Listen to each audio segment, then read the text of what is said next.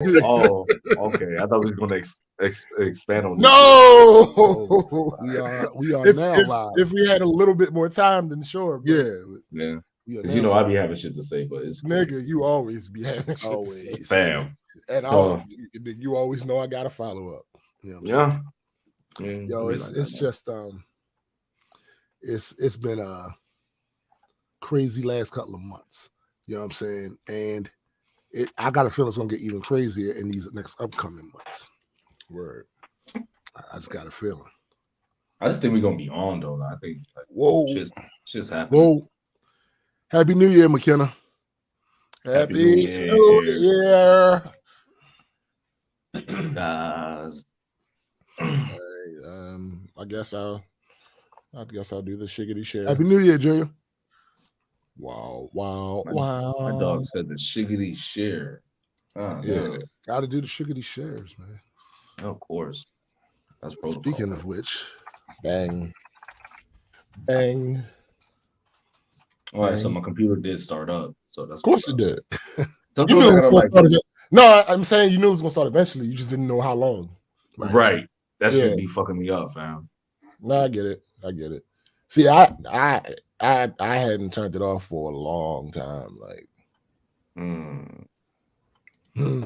this title though. I'm trying to get. I mean, that's just what it be. Hey, yo, I love that backdrop though. That backdrop. Bruh, I bust out laughing as soon as I say no with it. And my camera acting up. The thing is, I was been supposed to say something about it though. What? That shit fire. The backdrop, your green screen shit. That shit hard. Yeah, I just got my green screen and shit. Oh, okay, Mr. Fancy. Listen, you right. That's what I be saying. Like, yo, niggas turn 34 and like. No, I'm not. No, I'm not even gonna hold you.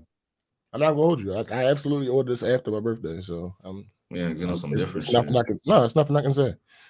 All right, yeah, that's right. You know, I'm agreeing with you, nigga. No, I know. I'm aware. I definitely know what's going on right now. You know. No, I do. Oh, okay. I just appreciate the acknowledgement that I'm not wrong. Oh yeah. Ain't no reason I. You appreciate the acknowledgement that you're not wrong. New Year, New James. That's what's up. Nah. This happened before the New Year happened. Happy New Year, Biddy. Fabo. Happy New Year. What's up, y'all? Happy New Year, y'all. We're back. Fab, I just got up, nigga. Burning the candle at both ends.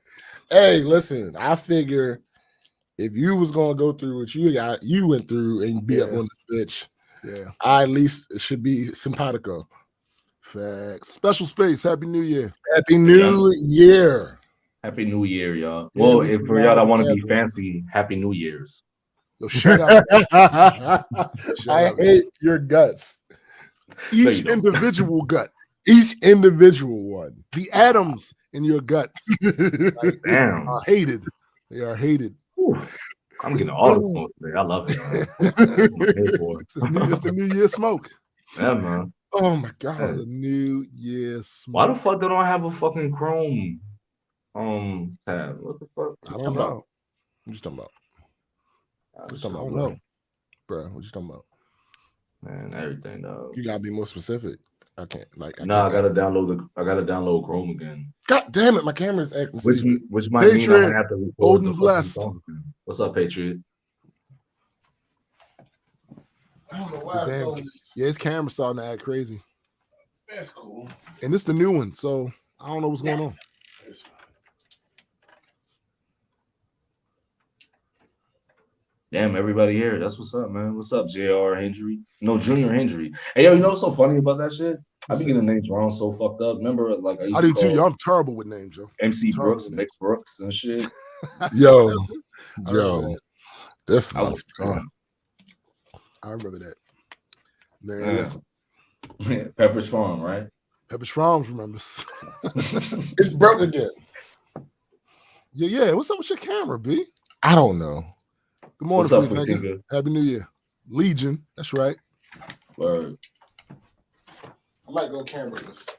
You might go cameraless? I mean, it's not the plan, but I mean, you gotta do what you gotta do. Yeah, do what you gotta do. Damn, so Betty White dies and then like everything just fucks up. That's how it happens, yo. I told you, shit ain't been the same since Prince died, yo. I don't care what nobody said. Ah, damn. Shit ain't been the same since Prince died. That's a piece of both of the gods. Yeah. Facts. Happy New Year, Bo Flex. I think I know what's happening. God damn it. Hold Do you? on. Yeah.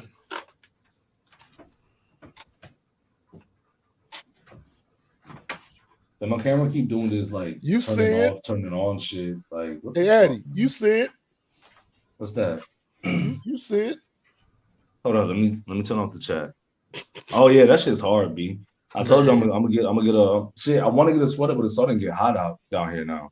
So I Yo, might I just hate. have to get First tea. of all, yo, I hate all of that. The fact that it's Yeah. about it's January and it's about to get hot. Yeah, it made no sense. That shit was like 80 yesterday, B. Like the fuck. I wore shorts to work on the. All right, yo. Okay. You worse No, than but I was mad though. I was mad. I'm like, yo, because I looked at the before I got up, I was like, so what am I going to wear? Because I saw like people like getting more comfortable and shit the day before, and I was still like bundled up and shit. Right. So I checked the weather. The shit's like, oh, a low of 60, a high of 80. I'm like, how the fuck in December, man? Like, ain't no sense. Man, give me 80 in January. Oh no, word though. Give me 80. Hold up, I'm about to hop up on the shit on the bet. All right. Oh, that's cool. Like, hold on, let me McKenna says it's been high 80s there. Can you hear me? Of course it has. I can hear you fine. Can you hear me? Damn, I can't hear you. Hold on. That's ass. You broke it. I knew it. It's bound to happen. Yo, we can all hear you. Throw a thumbs up if you can hear me. Yo, we can all hear you. I know why. Don't worry about it. You got to plug something in, yo. Hey, yo. You got to plug that cord in, yo. Nah, shut up. See that cord that come down from the thing right there? Yeah. That cord it was in my phone. There's a piece at the other end, right? You got to like plug that into the thing, and that way you can hear what we saying too. Like we can hear you fine, but you need to really get that. That's what I was saying. Like, yo, I forgot the jack was still on my phone. Shit. Yeah, jack off. Yeah, it'd be like that time, fam. Yo, oh man. Oh boy. McKenna said it's been high 80s. Yeah, in Florida, yeah, it would be. Yeah, too. of course. Look, she taking up right after her mom, messing with me about the damn temperature. We got whole 80s down there. Shit, Gus, like I can't even wear a hoodie no more. Like I'm kind of tired of that because I like wearing my hoodies. So Yo, shut up. Yes, right. What y'all? Oh, y'all niggas mad? Damn, that's crazy, Fee. I'm not talking to you about temperature, motherfucker. What is like? What's it like out there? It's not important. We're not even. Fuck it, I'll look it up. I'll look it up. Maryland, Baltimore. Consult the Googles. I'm just not gonna respond. That's cool. Let's see how sick y'all living right now. It's actually kind of hot right now. Oof, 53. Oof. And that's raining. Actually not bad. But it's raining, so. Oof. I feel for you. So yeah, the issue is I guess that new firmware changed the overheating thing. Oh. So I just got the firmware on the camera. Yeah. So I just gotta wait for a little bit. Hey, y'all boys gonna be straight though? Y'all need some? Yeah. I'm not again. This nigga. Like, I got mad hoodies and shit, you know? Again. Shush. Alright. Y'all cannot fit any of your hoodies, yo.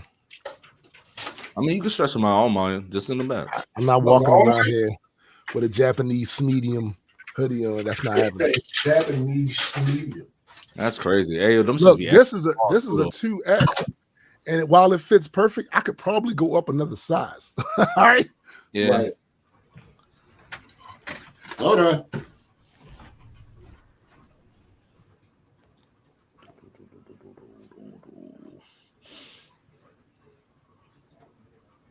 Damn, what James at, man? Shit. Yo, I mean, this camera, you know. No. It's a real high-tech reason, you know what I'm saying? Don't do that. Don't flex. Well, it is. I'm just saying it's a super high-tech reason. You know, when you got these higher-end cameras, sometimes there are things that take place. Hey, what you trying to say, though? No, I'm just merely stating that He has one. See, me and you, we're using the Canon, right? Oh, you still got the same Canon? I'm using the Canon. I'm not using the Sony with this, right? But Addy hasn't grown into his man body. Hey, yo, hey, yo, Fabo. 34 strong, my guy. Shit. Oh, I found out that I'm not 5'9", I'm 5'7". Oh shit. Yeah. Damn. Not bad. You need something? Want to hold something? I mean, shit, give me some height. you want to hold something? Anything away, like give me like 2 inches. Shit. Phrasing. Phrasing, yeah. Phrasing. Phrasing. What the fuck is wrong with him? Cindy is here. Cindy? Yo, Cindy suggested that I not even be here because I feel like shit. And that's because that's my sis. And she's concerned. But you always feel like shit though. But shut up. But you and I are the same height, Junior. But the thing is, right? It's the first show of the new year. I kind of got it. I want to be here. Like, I want to be here. So, for real? Junior said that he's been 6'1" since he was 13. So I had a growth spurt in the, I want to say 10th grade, 9th or 10th grade. That's when I had the growth spurt because I was kind of short here at that point. But then cousin. I do got very short cousins, as a matter of fact. And for a long time, I was the tallest. And then my cousin Gerard sprung up 6'6" and quieted all the conversation about who was taller. Yeah, all that shit down. Like, fuck you talking about? Quiet down over there, old man. Short old man. He's quiet like, down over there. McKenna says she's 5'2". Don't believe my mom. She's 5'1.5". Yo, that's what I be saying about my son. Yo, hold up. They be running around here trying to make him 6 feet. He's 5'11". I mean, yeah, like no. And with his shoes, no, fuck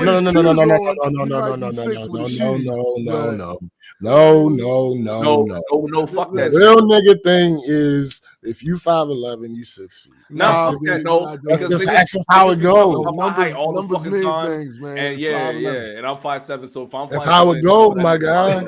Nah, nigga, yo, I don't get. I hear you. No, I hear you. I hear y'all, and I understand what you're saying. I agree with you. It don't matter though. That's not. This is one of those things where the facts don't matter about it. Like, niggas. Wait. 5'11". Niggas said what are the days where facts don't matter? When have facts ever mattered? Yeah, that's a fact. Facts never mattered. That, sir, is a fact. That's the only fact that matters. That facts have never mattered. All right, I changed a setting. I don't know if that's going to work or not. Well, you're working now, so I know, but my guy looking spiffy over there though. Who knows? Shit. I mean, listen. We're not gonna act like he don't do this. You can never forget. Insurrection Day. Are we going to explain it or we just? I mean, I brought it up already. So yeah, we can talk about it. Yeah, we can talk about it. Majestic in the house. What's good, Greg? Hey, Greg, we gonna pop you on, Greg, so we can talk about it. Phrasing. Relax. That's not no, because he finished. No, if he would have stopped, like if what up, sis? Yo, if he wouldn't have finished, I need this though, so let me have it. All right, cool. You fine. Everybody gets one. Okay. Wow. All right. Thank you. Yo, yes. I know the vibes. I got it, bro. I'm here, buddy. Come on. Yes. This is I guess let's start. Let's get it started. Me. Okay. This nigga it's only right. God. Welcome everyone to the Black Culture Geeks podcast. This is my man SPJ, and my guy Adequate, and I am Tombstone the Dead Man, and we are just a few geeks talking about pop culture from a black perspective. Facts, indeed. So it is the first show of the new year, and the first day, Facts of the new year. So the thing is, right? Just so you know, full disclosure, I'm sick. Yeah. So I'm exhausted. SBJ went to bed at 4. Yeah. And got his ass up to do this. Why? Because it's the virus. What up, bro? The virus. What's good, virus? It's the first show of the year. It's the first show of the year. And as much as I would much rather be curled up in the bed somewhere, I want to do this because absolutely. We had to do this. Yeah, we had to be here. We had to be here. That's on brand. That's cold. You know what I'm saying? There's a bunch that we have to talk about because this is a year wrap up. And all the things that's happening. I got the question. And you know, SBJ got the questions. You dig? Plus, we're gonna bring my man Gray of Extropia in. You know what I'm saying? You said gang shit. Yep. You said yep. Facts. Squad. All day.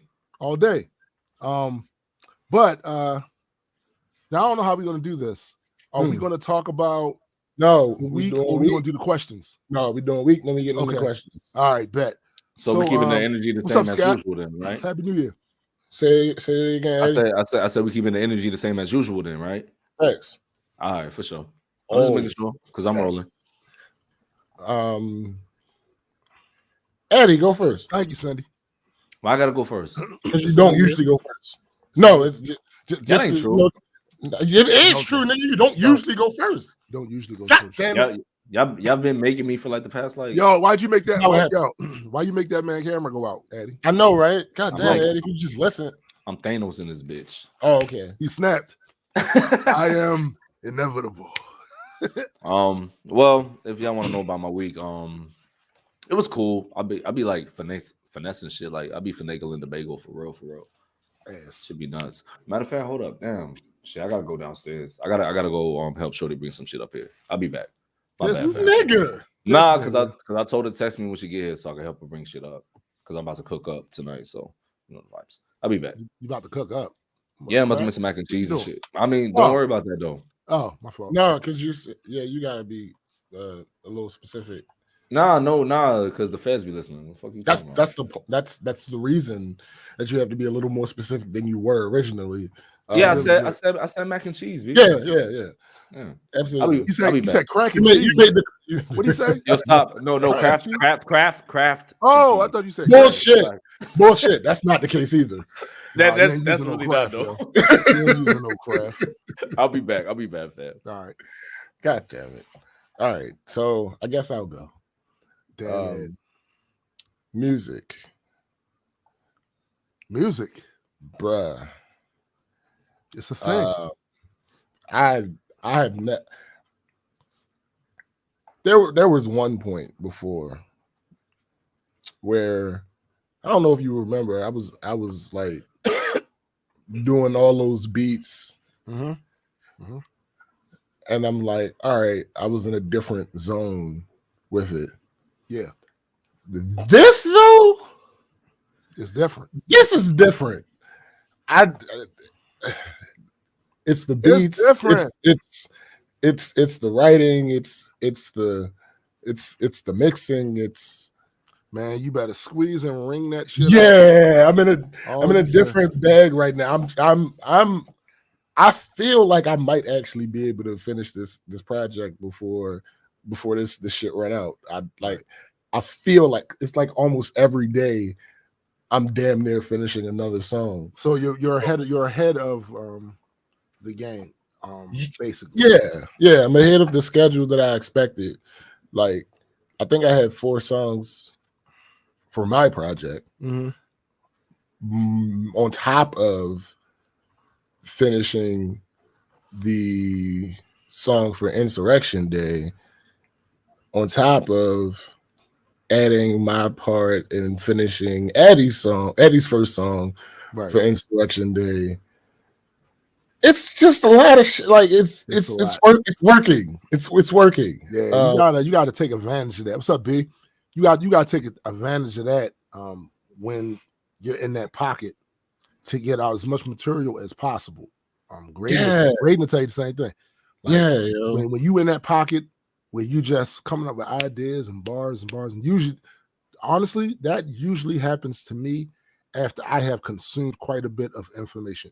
be it like real stuff, current events that's happening in the news, or I didn't just binged on fiction, right? Then I get all of these ideas or whatever, and then I just exhaust that shit. At least I try to exhaust that shit until there's another little dry spot where I'm and then I move on to something else. Because I'm doing a lot of other things that are creative, so pour that into the other thing. But yeah, it's a whole thing. That is the second part of it. This universe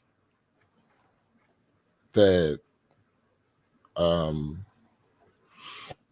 don't even know how long ago I started it, but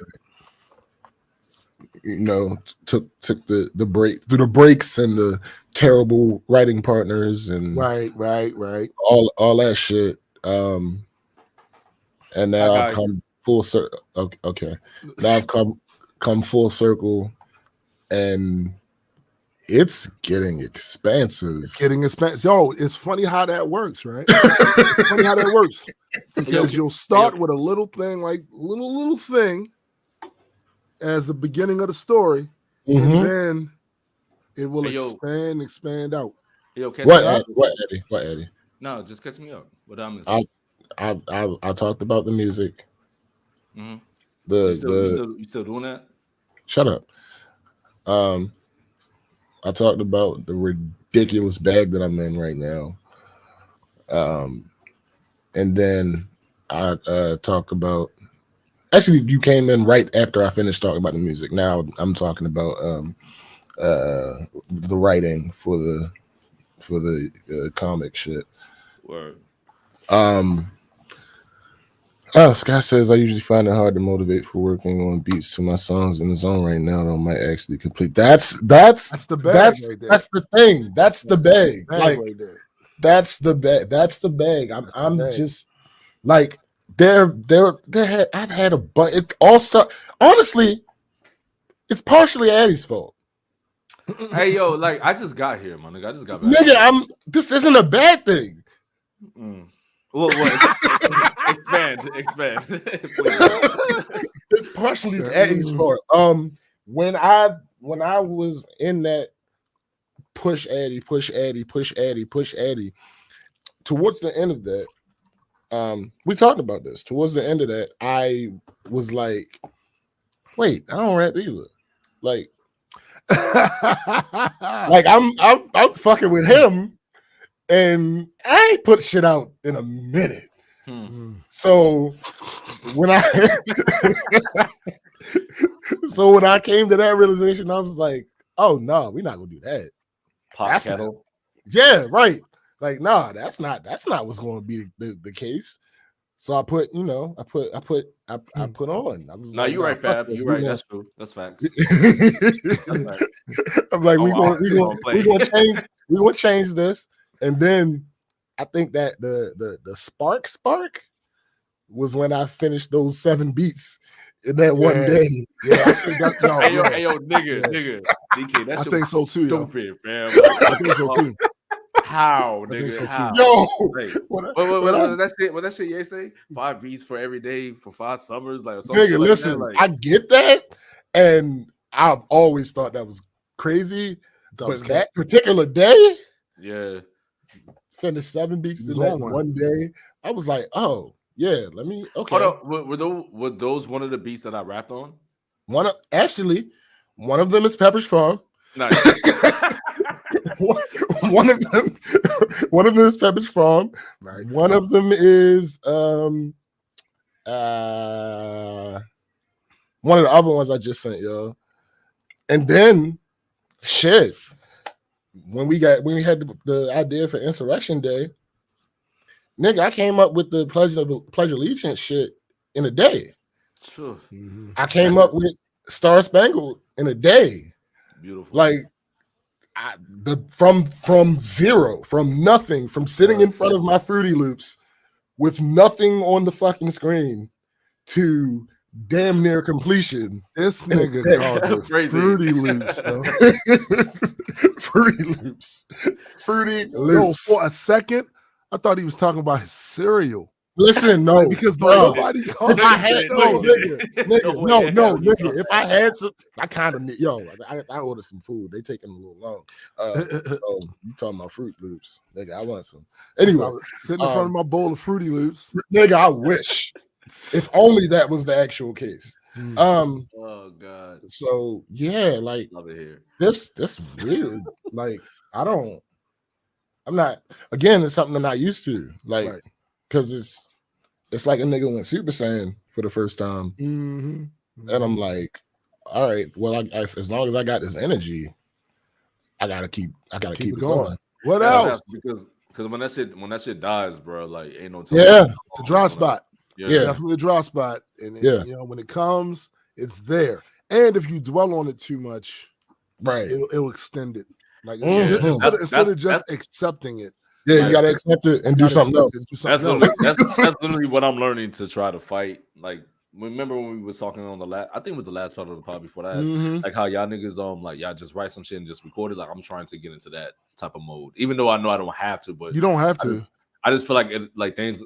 All I'm saying, like productivity will be. Yeah, we talked. Me and Eddie talked about that yesterday. Like the biggest benefit of it is it does kind of push productivity along. It does. Because you don't have to take all that time rehearsing that you normally would.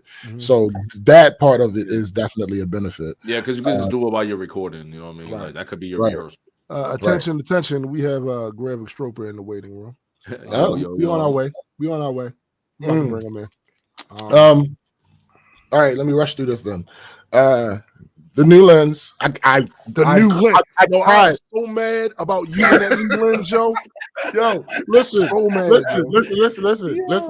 The only reason that I wasn't using it is because I wanted to do the green screen thing, and I can't get the camera close. The way my shit is currently configured, I can't get the camera close enough for the rest of the background not to show because the lens is so fucking wide. Like, oh my God. Is this a 10? Is this a 10? 16. Yo, I'm so pissed at you with that. That lens is fucking amazing. Hey, yo, so you tight? Yo, how tight are you? I'm spandex right Crazy. now. Yo. Phrasing, Eddie. No, true. Hey, yo, you know what I'm saying? So I got that. So I got that lens. So that means new videos. New videos are coming on the Multi-World channel. I actually already recorded a vlog with my brother Shafril. That's gonna go on my page in the next day or so. That vlog that they did, because I already seen it. I get all the perks. So like that vlog is, to me, it's the feeling of it is that feeling that makes you want to vlog. The only difference is it was cold out there. It's cold. Yeah, it's a little different. Yeah, it was cold. No, nigga, listen. If you see me in the vlog with my thick hoodie on the whole time, it's cold. It's cold because I don't. Yeah. It was definitely one of them type vlogs. It was one of them type of vlogs where they out there, they doing their thing, and all of that. And yeah, it was the day before Christmas Eve. Right. Y'all got it though. Y'all got it though. You know what I'm saying? Like, cold ain't shit to y'all. Shut up, nigga. I mean, kinda. Only kinda. You good? Like, there's only a little bit of truth to that. I am a winter baby, so it doesn't actually bother me as much as it bothers Sting. Right. But that don't mean I like it. Yeah, there's a lot of things that doesn't bother me as much as it bothers somebody else, and I don't like it. Right. Right. All right. So people, I gotta talk about one thing from work. People who work for the place that I work for, that you, if you happen to be listening, hear me loud and clear. Oh shit. Say more. I have to interact with a good many of you. Not a majority. Not a majority. Yes. Not a majority. Not a majority. Nowhere near a majority. Because it's like 300 plus of them motherfuckers. But more than I have a taste for. Right. Those of you that I don't mind, or the even smaller group who I actually enjoy interacting with, what I'm about to say applies to you too. Oh God. There are many different ways to say what I'm about to say. Oh God. She gonna say it in the worst way possible. Yes. I'll try not to make it too complicated. No, make it complicated. I can't stress this enough, have no idea what your fucking job is. None. Right. There's this program that we use for things. See, I don't even know exactly what it's for. There are several modes and subsections and programs inside of programs and all that shit involved with it. This lady calls me, and as the phone was ringing, my boss was walking by, and she told a joke unrelated to this. Joke was fucking hilarious. So I'm laughing as I'm answering the phone. The lady says, "Oh, now you have to let me in on the joke." First of all, no. Yeah, first of all, no. But second of all, without context, it wouldn't have been funny. And she already has me at a disadvantage by having me on the phone. Right. At all. To extend the amount of time that I have to be on the phone in order to explain this joke to her would be disrespectful to me, and I'm just not prepared to do that. Right. Right. Of course, I couldn't actually say that to her, but she gets to her issue.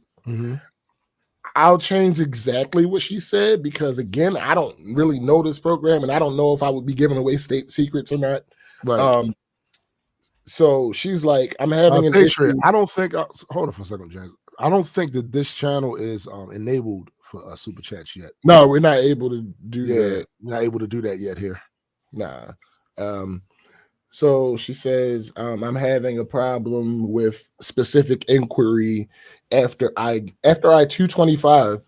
I go to move forward and I'm getting 7463, and it keeps happening when I 225." And I interrupt her like, "Hold on.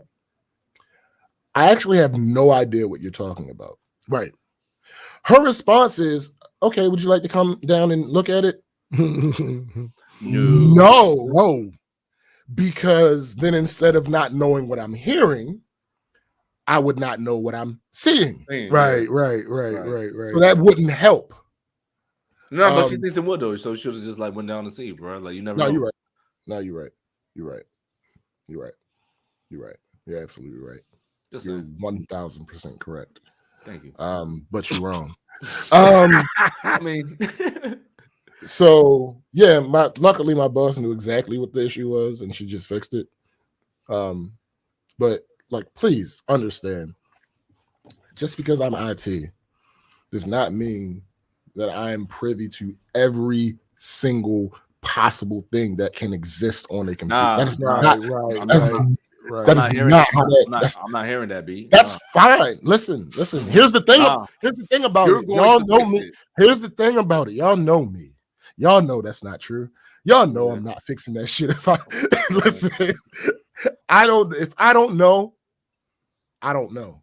It's really that simple. Don't show. I don't care about it. Listen, I'm going straight to my boss or my supervisor, who's not actually my supervisor. Right.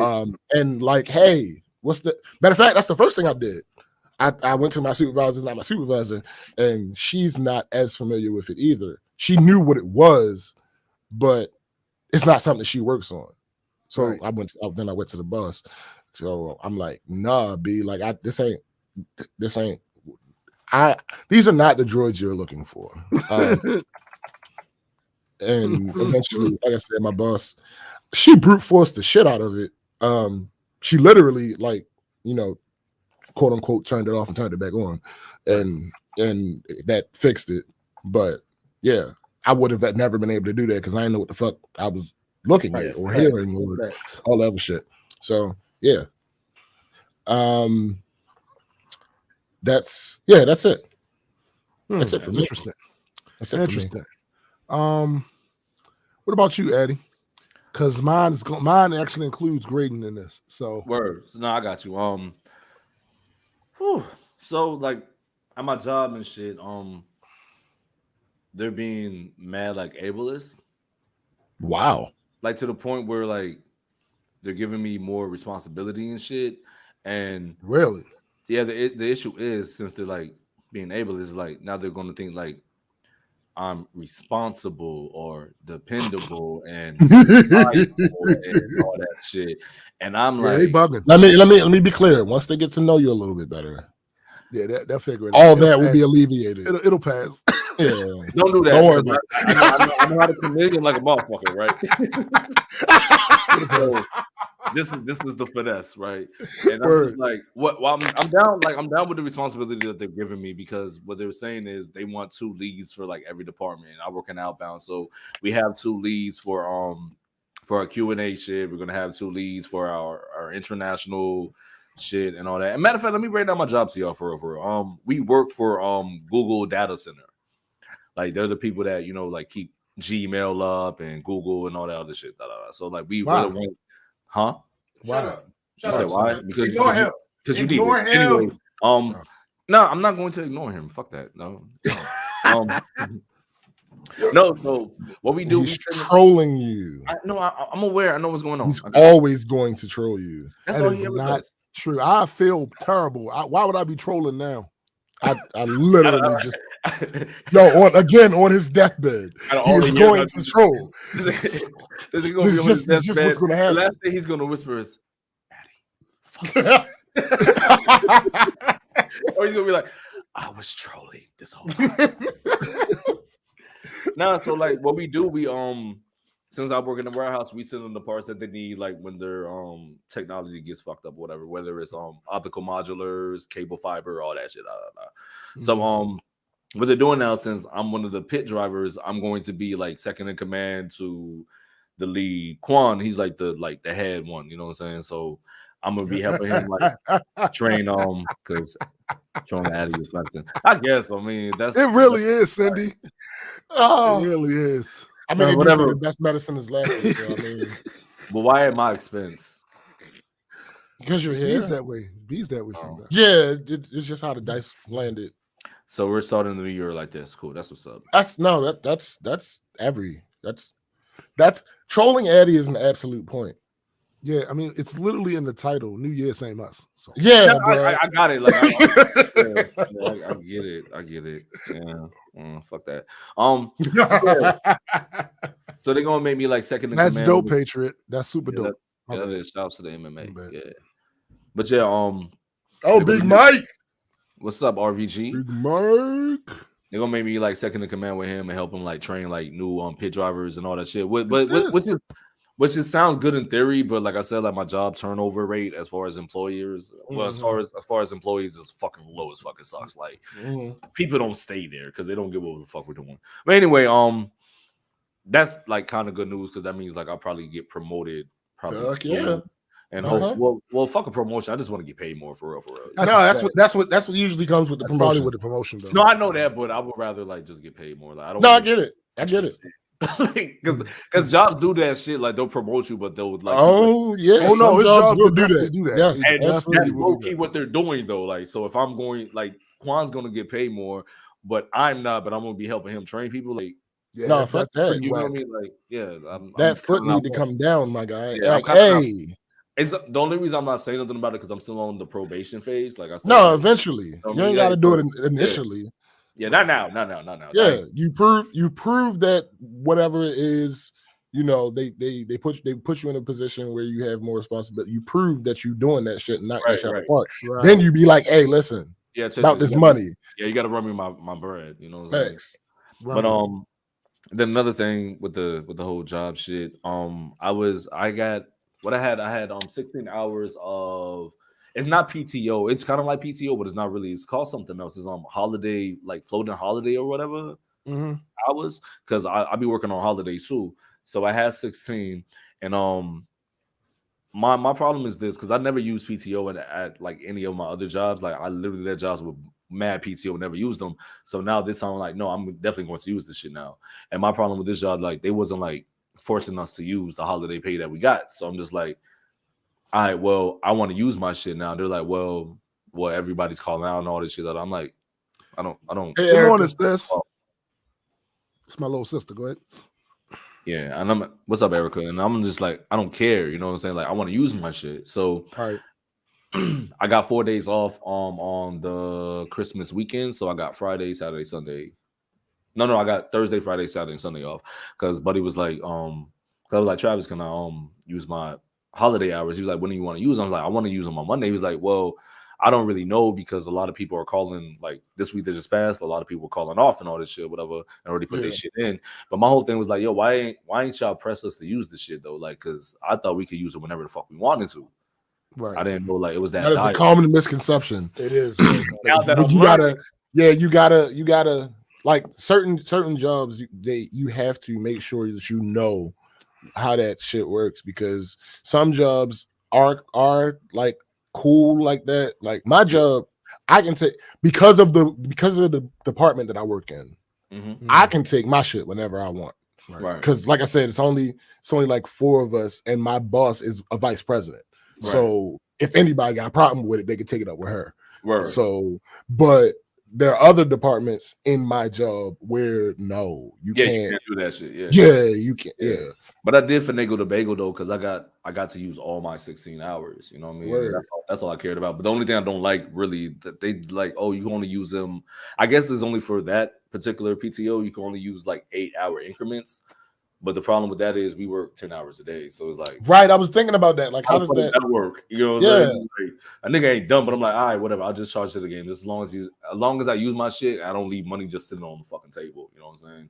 Right. So I used the first 8 last week, and then I'll use my other 8 this week. I use 4 hours on I think it was Tuesday. Mm-hmm. I had to go help somebody do some shit, and then I used the last 4 on Friday. Cause like we was like literally skeleton crew on Friday. Like nobody was there. It was probably like there's normally like 50 people there a day. Yeah, it was only probably like 10 of us, and it was really nothing to do. So I was like, Kev, and what also pissing me off because I'm like, Kev is my supervisor, so he's the one that I need to go to when it comes to issues like this. Like I need to talk to him. But we also have a fucking site manager, and my site manager's like, if you have any of these type of issues, clocking issues, all this shit, you go to Kev. But you know what Kev does? Kev be like, go to somebody else about it. I'm like, so what is it like? Clearly, Kev doesn't know what his job is for his fucking employees. You know what I mean? So yeah. But I talked to him. I was like, I want to get off at 12 today, and I also want to use my floating holiday hours and all that shit. He's like, well, I got to talk to Shay about it. Shay's like another like super like big manager dude or whatever. And he was like, I was like, why you got to talk to him about it? Like my nigga, like we got nothing to do here. Like this. We're literally doing nothing. We've been sitting down for like 3 hours not doing shit. But I said, fuck it. I just kept humping. I was like, all right, well, he'll let me know when he let me know. Then he let me know like around 11:30, like, all right, yeah, you can leave at 12. And I'll put in your hours for you and all that shit. I was like, all right, bet. You know what I mean? Right. So, let me address this thing that Mike said real quick. My job currently, that might be changing, Eddie knows. PTO can be denied. Floating holidays is fuck you. This is my time. You can't deny it. All right, so this is interesting. So at my job, right?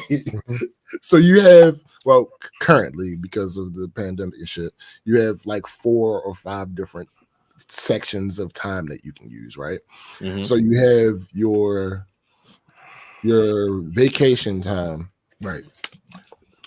Then you have your personal days, right? Mm-hmm. Which is kind of akin to what Mike is calling floating holidays, mainly because literally they give us 2 days because we're not off for I think President's Day and Martin Luther King Day, so they give us 2 days that we can use anytime during the year, and they call that personal time.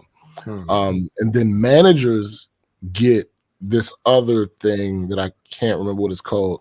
You have to use those in 1-day increments for some reason. I'm not really sure why. Then you have your sick time. Then we have COVID time. And then you have your sick bank. So the sick bank, every year you get a week thrown into it. Right. You don't touch your sick bank until your sick time is gone. Right. So like, for instance, I have like 10 weeks of sick bank just sitting there because luckily I don't get sick that often. So I don't usually run through my sick time. Right. And then like I happen to like get through this year. Well, not happen to, again, the pandemic mainly. I happened to get through this year with 3 weeks of vacation time, which actually runs over. So when I go to work Monday, right, I'll probably have 7 weeks of vacation time. And then they have it so that certain people, so you're not supposed to be off unless you have someone to cover the job that you do. Right. So they state it like that, but really what it is we don't want a bunch of y'all off at the same time. Yeah, yeah. I mean, it's realistic. That's realistic. Yeah. That's what it is. Yeah. Because there are a bunch of jobs, responsibilities at my job. I thank them not to tell me what to do. Well, sure. No. But there's a bunch of jobs at my job that can go one day.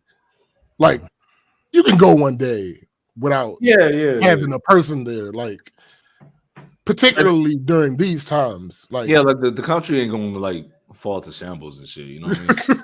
And if it does, listen. If it does, you got bigger problems. Yeah, like that would be how you come to work though. Like the fuck, fuck out of here. Know that. No, I do know that for a fact.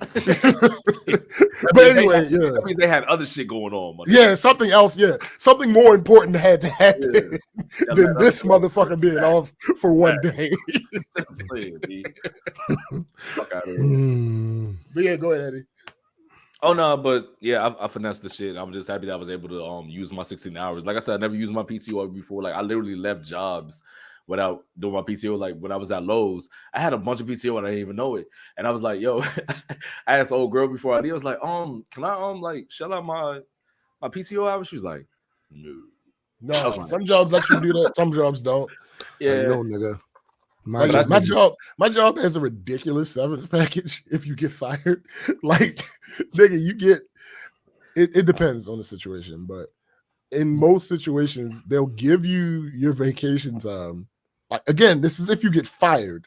Yeah, they give you your vacation time and they give you unfettered access to unemployment. So like they will never deny, like you would I have not seen it happen once. You would probably have to kill somebody on the job for them to not allow you unemployment. Yeah.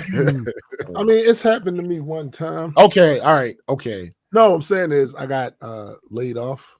Okay. All right. And, I see what you're doing. Yeah, because I'm like, hold on. I mean, no, but look, their severance package was pretty crazy too, because not only did they give you your vacation money, but they gave me a check for every year I worked there. And unfeathered unemployment shit. So every check, like that was the summer I took off. Every year for like, that makes sense. For a month, like so it was like 5 years for 5 months, you get the same check and shit. No. So yeah, like for instance, I worked there 7 years. So they gave me a paycheck, one paycheck for every year I worked there. One full paycheck. Word. Damn, all together. Yeah. Oh shit. So, look, coincidentally, that was the summer I took off and gained all that weight. That's not a coincidence. It's not a coincidence, my nigga. That's what happened. That's arithmetic. I was eating. But yeah, to sum it up, that was pretty much my weekend. I'm just trying to make sure that I take advantage of this job like I haven't done with other jobs, and knowing that like you get benefits and shit, use them shits. You know what I'm saying? Like, yeah, exactly. Like use this shit, like milk this shit. Like they don't care about you. Right. Yeah. So they don't care about you. Take advantage of all the shit you can possibly take. Yeah, right. And my whole thing is like they don't be wanting you to use your shit. But I'm like, nah, man, fuck that. Like that's what it's there for. I could leave though. You know what I'm saying? Yeah. You have to be fucked up too. But then I'll also be fucked up. You be fucked up too. Right. Don't get me fucked up. Even though I happen to like my job. Yeah. I still keep that same energy because I like my job too. Like I literally like my job. I just don't like to work. That's just bottom line. But absolutely, I fuck with y'all. Y'all good. I understand what y'all doing. I understand the vibes. It's just don't get a fuck. Nah, I feel you. Shit. But yeah, that was so I'm gonna run this real quick. I got sick. No, let me start from the beginning. No shit, Sherlock. Let me start from the beginning. What the fuck? My kids got sick. Yeah. And we living in a crazy time, so we don't know what the fuck is going on, right? So they were sick for a couple of days, and we said, okay, y'all need to go get tested, right? They go up there. First of all, we try to get tests from other places. There were none. Yo, they happened to get sick at the worst possible moment. Like, yes, a week or two earlier, that would have worked. So they went up to patient care, got up there around 8:30, 8:45 in the morning. They literally had them up there waiting to past 1 o'clock. That's how many people lying around the whole patient care. That's how many people's up there. So eventually, my wife went up there and just got them, like, because the outcome's still gonna be the same if y'all do have it. Yeah, no matter what, protocols. the same thing. Yeah, we had to do the same protocols. So they've been up in their rooms, and me and my mother-in-law been making sure they're straight, make sure they have stuff, eat, all this other stuff. So of course, at some point, it was just bound that I was going to get it. Yeah, I mean, come on. It was just going to happen, right? So whatever it is, it's shitty, but it ain't.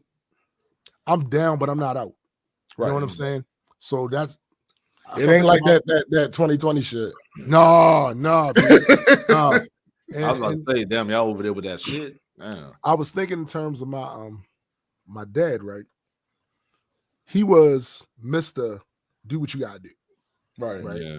So it's a lot of stuff that I'm working on currently. I'm trying to put all that in and get all of that stuff done so that those things are taken care of. And a lot of those things are really important. Hey, shouts to you for saying that shit, because y'all remember you said that shit like a few months ago about like your old boy and like, yo, he just was you gotta do what you gotta do type of person. He was that guy.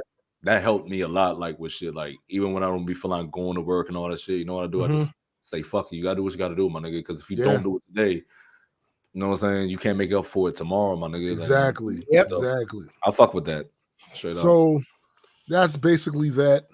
The next stuff I want to talk about, though, I have to invite my man, Gray of Extropia. Now, Gray is from a different need theme music for him. We do need theme music for him. Yeah, we need theme music we can play whenever he comes on. Gray is from a different species. It's true. Yeah. Than I. However, we got real cool. You know what I'm saying? So, so we bring him on the show because the other part of my last 2 weeks is involving that. Majestic Comics and the overwhelming support we've gotten from the GU community. It's hard to really put into words. I can put it into words. Well, first of all, before you do that, welcome to our planet. Appreciate it. Listen. First I of all, understand. do you guys have weed? I need to know now. Where the weed at? Because I'm leaving if y'all ain't got it. I understand. I'm taking Addy with me. I'm taking Addy with me off the land. All I hear in my head right now is Flower Girl straight up, fam. Yes. Yo, I understand that we're not worthy, but that we do have.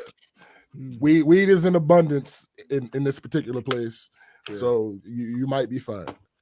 Okay, awesome. Well, I appreciate it. I will say this though, because I think this is important to say. The Grand Unified community has been incredibly supportive, but I think what's been more impressive is that, from a faction perspective, the Legion has been the most active in not only promoting but facilitating and onboarding new people into the Majestic Comics endeavor. And I got to give my flowers to the whole house of the Reaper Legion, because, you guys have made it real cool and acceptable to be, geeks and geeks from the cloth that I appreciate, because I come from that same cloth. Yes. Sir. So, when we're putting this comic book together, and we know we're speaking to geeks that look like us, at the end of the day, it's like, for you guys to facilitate that, I'm just humbled and I'm honored that you guys keep us in your thoughts like that and you guys push the brand, because you know, at the end of the day, we couldn't do it without you. That's a fact. That is a fact. I can't even count how many people the Legion have brought in just as a group. Big facts. It's crazy how it happened. And again, I got to give Graydon his props because he's been playing Marathon Man over there. He's been playing Marathon Man over there. Like, I mean, it's crazy. Everything from him streaming at different times of the day to make sure he catches people that wouldn't have known this because they live overseas. So, like, all of that. And I mean, sometimes he would stream 2 and 3 times a day. Sometimes, most of the time. You know what I'm saying? Like, yo, it's crazy. It's crazy. The type when we get to 420, when we get to 420, then maybe I'll slow down a little bit. Right now, it's 420 by 420, and I'm not stopping until we get it. Yeah, facts, bro. And here's the other thing too. So, Gray is like a kid in a candy store, or should I say, a kid in a comic book store, right? because like his entire focus is on this. That's everything. That's, bro. I get hit up from him all the time. Hey, yo, check this out. Yo, check this out. Yo, check this out. That is the type of energy that's needed for an endeavor like this. Facts. Because we take chances with everything that we do. The first time you put together a song, recorded it, put it together in a little package deal, and put it up on some website, you taking a chance that somebody will say that shit is ass, right? You taking a chance. Same with this.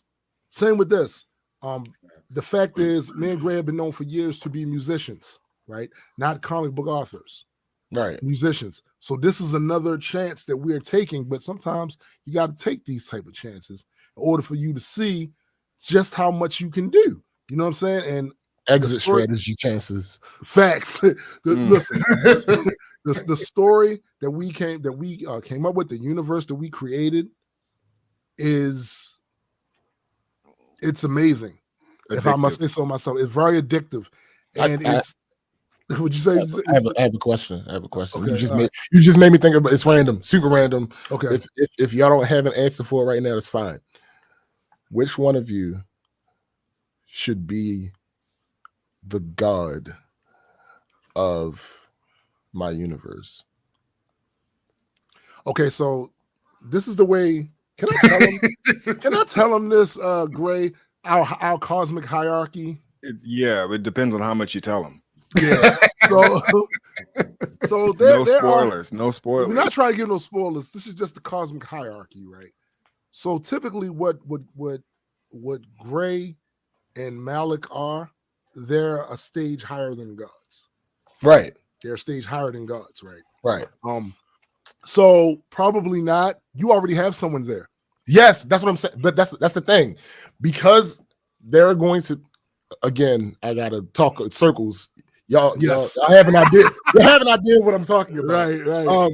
Because there are going to be a specific, I guess, quote unquote, species that is going to hail him as their god.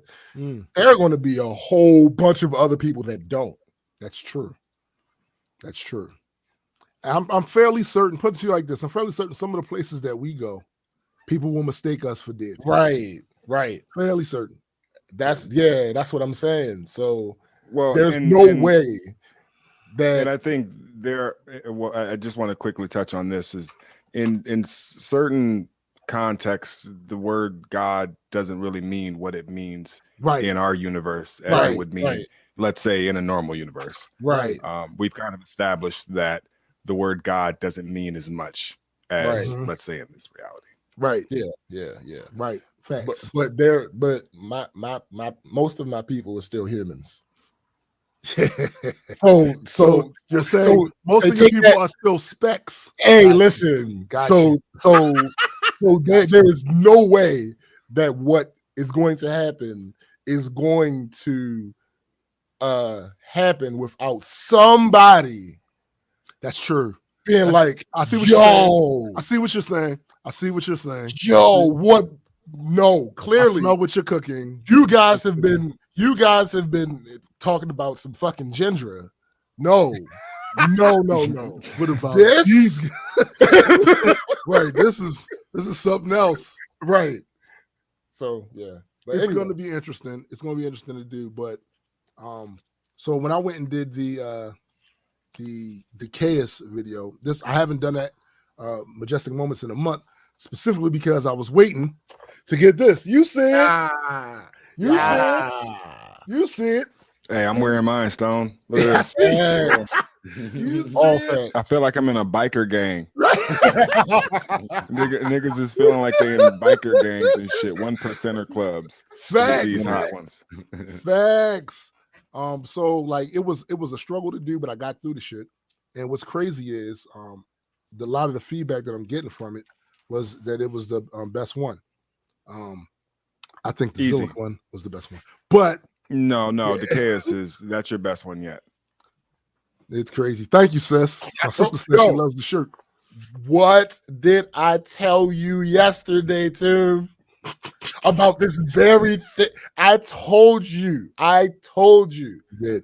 Why? Because I know humans. Pew. Hey, listen. You are also cursed with knowledge. Yes, true. Facts. Facts. My sister said, "Where is mine?" They're not over from China yet. They're on the way though. They on the way. Majesticcomics.shop. That's where hers is. Cheap plug Mike, right there. Mike said, "Have you seen humans?" Have you seen, right? It's ghosting. Yo, Special Space says, "I don't think Gray is taking it off since he got it." Nope. I don't know. I'm like a hobo. It's the only shirt I own. No, you gotta put it through that wash test though. Yeah, it's coming. That's what it's coming, but it's like right now it's still got that new shirt smell in it still. Facts, so I'm facts. just like, okay. My sister said, "I'm a sister of a lord. I should have." I mean, yeah. She makes a decent point. Yeah. Not a bad argument. Can't hold Not it. a bad argument. My one remaining sibling, it's true. Yeah. But no, man, like it's been an exciting month. Just when I looked at our numbers and how many people who subscribe to the Patreon in just 1 month, that's insane. That is absolutely insane. And now we go into 2022. And if we keep that same energy up, we will be where we need to be. And there's so many things. Graydon said this on the show before. He said, "We hate telling y'all no." Yep. We hate telling y'all no. So the funding will allow us to say no less. And that's just what it is. Yeah, one of the things I hate worse is when somebody who supports us says, "Hey, can you guys do this? Are you guys gonna have this?" And we have to be like, "Nah, man, we can't do that. You're not there like, yet." Nah, I'm tired of saying no. We're gonna start just saying yes to everything. Oh, can we rob a bank? Yep. Yes. I'll hit this lick real fast. Yeah. Can we whoop his ass? Yep. Yep, sure can.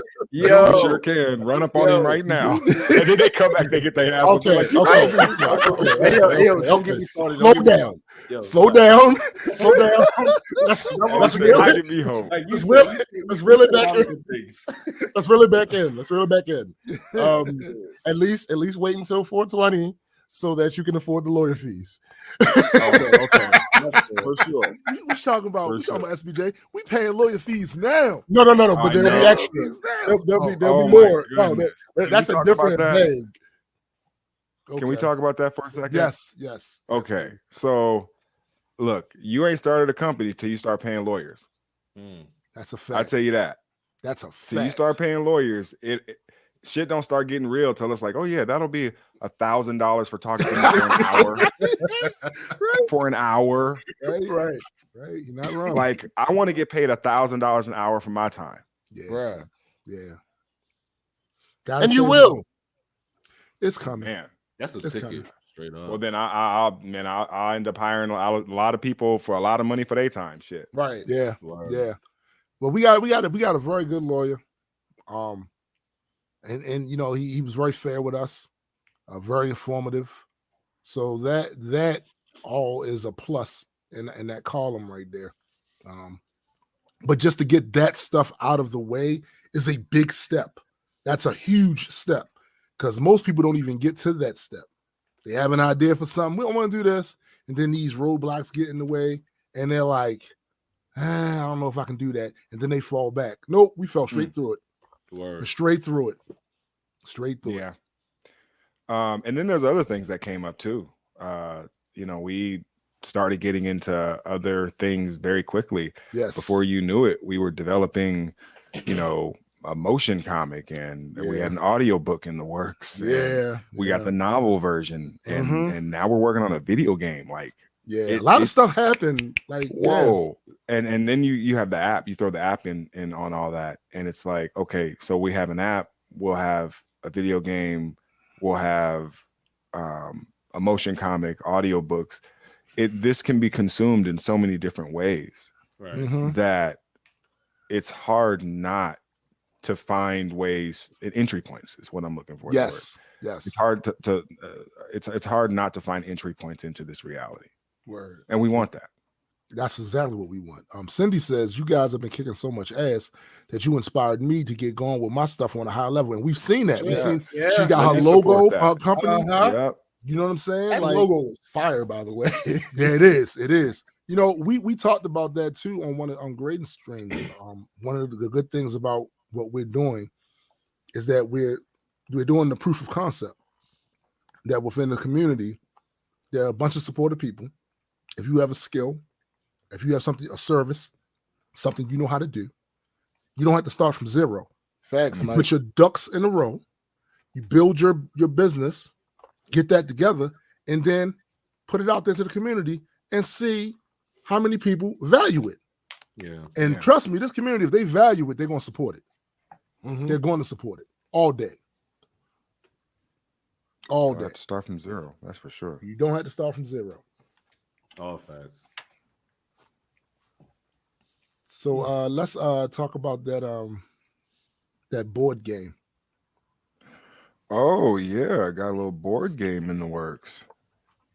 Yeah. So I don't know if anybody knows this or not, but like there was a game back in the day called Hero Quest, and I always cite this game as my inspiration to board games and tabletop RPGs and stuff like that. And I wanted to create something that was very reminiscent of that, but obviously modern. Right. I didn't want to have something that was just dated or anything like that. But I also wanted something that could potentially translate to a video game. Yeah. And within a couple of days of kind of talking about it within the Grand Unified community, we had already had a rule set, a board design, a manufacturer basically to build the shit, like people who already wanted to play it and buy it. And it goes back to Tombstone's earlier statement about not starting from scratch. Yeah. But I think there's interest in being self-supportive. Absolutely. Right. And I think it's really about how that's presented, because I don't think you can just throw stuff out there and it's not presented in a way. That's a fact. It still has to be presented in a way that's professional.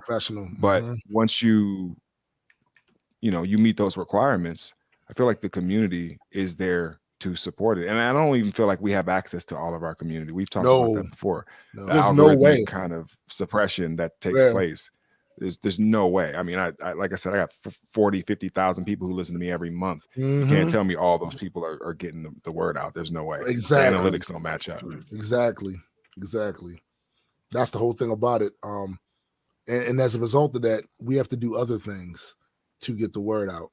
And we have to grind a little harder. If it sucks, not even gonna lie, it sucks that they do that. If people follow your social media stuff, they followed it specifically because they want to get posts from you. They want to see what you're doing. The fact that they hold that hostage and say, pay for this ad, and then we'll make sure that those people see your stuff. It's kind of a shitty thing to do. But it's kind of a shitty thing to do, but we're working our way through that shit. SBJ, you said you had some questions you wanted to ask. Yes, and hopefully questions. Grace stays around for these questions. I'm totally here for it. I'm here all for right. all the questions. All right, so I guess we'll go clockwise. Okay. And just to give you guys time to think, I'll answer each of them first. Even though I don't necessarily have answers, because you know how that goes on the show. I don't like thinking about stuff. You should have just stopped. I don't like thinking. You can listen, right there, listen, bruh. Listen. No, you're not wrong, though. But I don't like thinking about these things before the show because I want it to be as authentic and just like everyone else. Like I don't want me to have that head start. So, all right, questions. It's really three. Biggest success from last year. Obviously, this can be personal. This can be business. This can be creative. This can be health. Anything. Right. I would have to say that mine is getting out of the creative malaise that I found myself in. I talk about it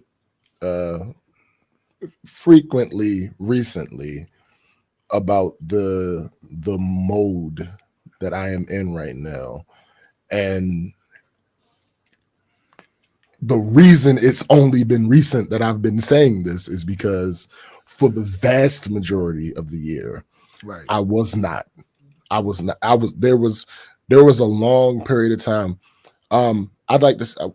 We went to Myrtle Beach in September, so I think from like a week before we went to Myrtle Beach, so that was the first week of September, to probably the middle of November, and that was just the consistent. But before that, it was spotty. But as far as just from that time period, the first week of September to the middle / end of November, I basically got nothing done creative.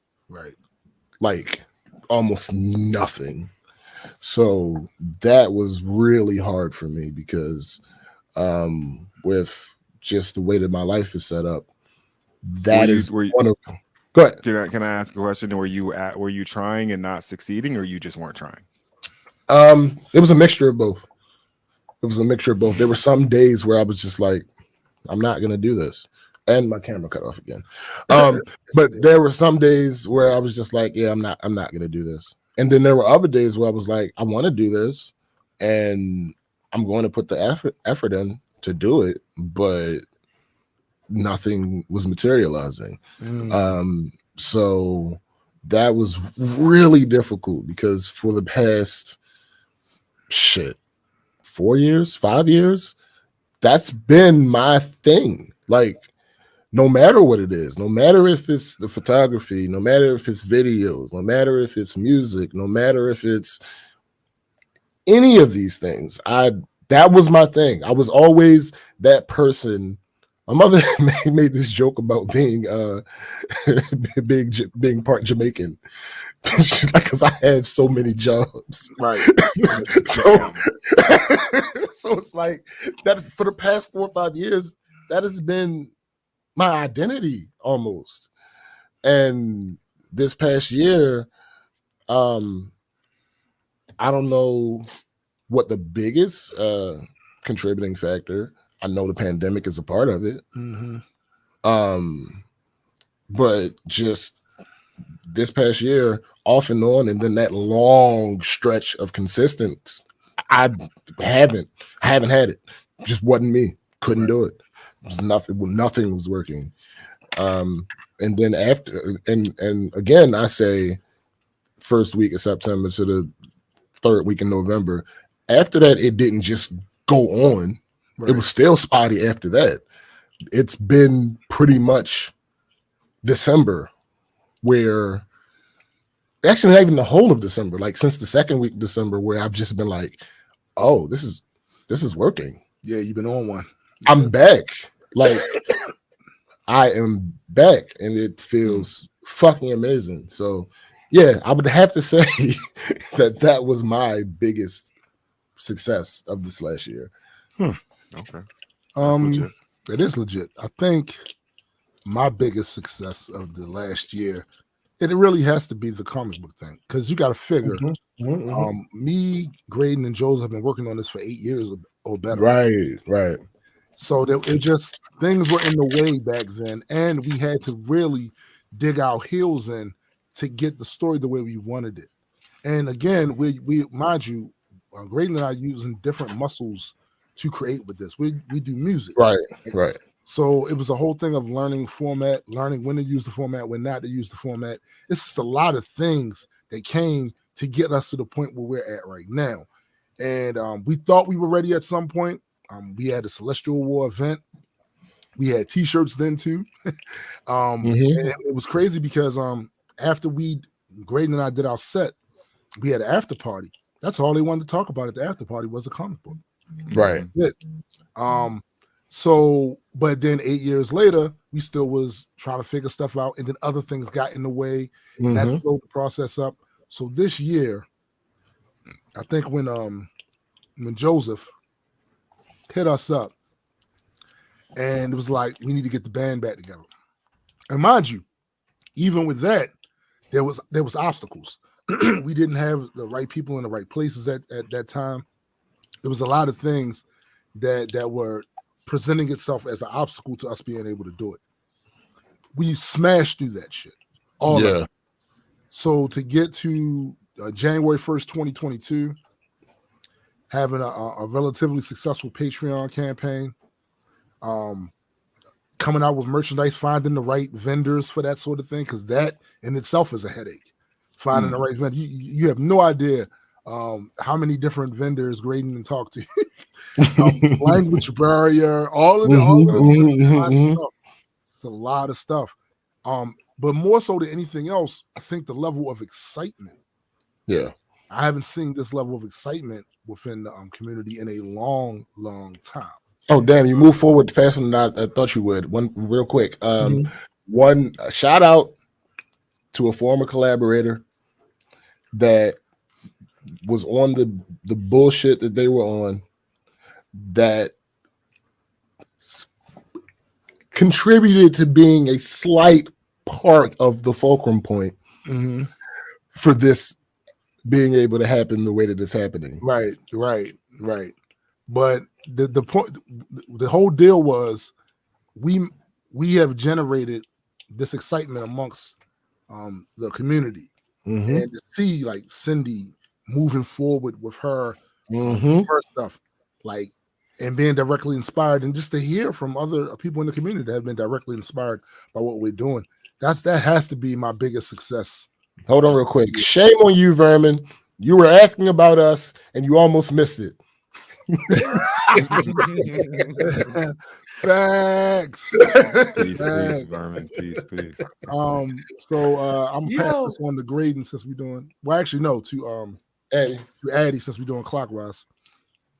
What was your biggest success of the past year? Oh, nothing at all. I did nothing. Shut the fuck up. So I can see your background, my guy. No. Yeah, your background looks a little different than. Oh yeah, that's all fans.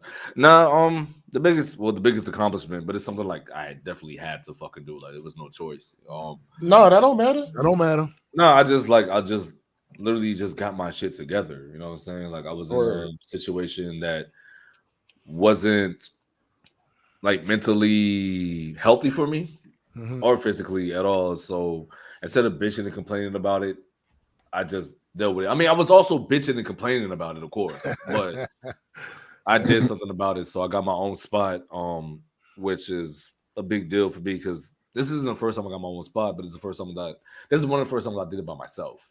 You know what I mean? Right. And the situation I was in before, I couldn't, like I had everything that I need, like as far as creating and potting and all that shit, making music, but I wasn't in the right space to be able to do it. And then when I moved into this new spot, like now I'm back to, you know, creating little by little, but I'm actually doing it now. So I just think things are better, and I've actually had like a lot of support from Toom and James, and they made sure like I stayed on point with my shit. Like they wouldn't let me fall. So like whenever I was like, yo, I don't feel like doing this shit no more, I want to give up, they're like, nah, get that shit out your head. And yeah, that's how the big homie's supposed to be. Facts though. And I'm the little homie. The little big homie. You're the little big homie. No, for real, like yo, I'm little bro. Little bro's only like 2 months like younger than me, so like 2 months. Like it don't matter, it still count. I was more referring to Tombstone, but I definitely. Oh no. Tombstone big bro. Oh yeah, he biggest bro. Yeah, for real, yo. And now like shout out for like keeping me on point and not letting me give up even when I be wanting to. And like, yeah, that was the biggest thing for me. And also like just getting back into creating again, because there's also other things I want to do. I want to get back into vlogging and gaming and streaming and all that shit. And of course, continuing to do the pod. So like all that shit just for some reason it was like a snowball effect. Once I got one thing right, then I got the other things right. Then everything just kept coming. Right. My biggest issue right now is like making sure Phrasing. Yeah, got it. I just had that. Now, but my biggest thing now is like not losing this shit because like I'm prone to fuck shit up. But this is one of the things I can't fuck up like at all. Because I feel like we get a certain amount of chances in life to get your shit together. And I feel like this might be my last one. And I'm definitely not fucking this shit up. So yeah. But this was my biggest accomplishment this year. Well, last year. Awesome. What about you, Gray? You know, I could go with the comic. That's definitely a huge thing for me, but I'm actually gonna go personal. Okay. I appreciate you guys sharing your experiences, and you know, I think Addie made me really kind of change mine because I was gonna go with the comic book, but I would say this year I really took mental health seriously. That is that's a big deal. I started going to therapy, and so I've been going to therapy now for over a year. Good shit. And it's absolutely changed my life, changed who I am, changed how I look at the world. And I tell a lot of people, man, you know, we're all creatives, but being creative and making music is not the same as processing trauma. That's a fact. Yeah. So that's a fact. You've been through a traumatic experience and you think making music is the same as processing that trauma. You're not. You're sitting on that. And it's still messing with you to the point where it affects your relationships, it affects your business, it affects your whole trajectory in life. Hey, Greg, can I ask you a question? What's up? Is it like even if you try to process it through the music, are you saying like even if you because you're still talking about it that you didn't really deal with it?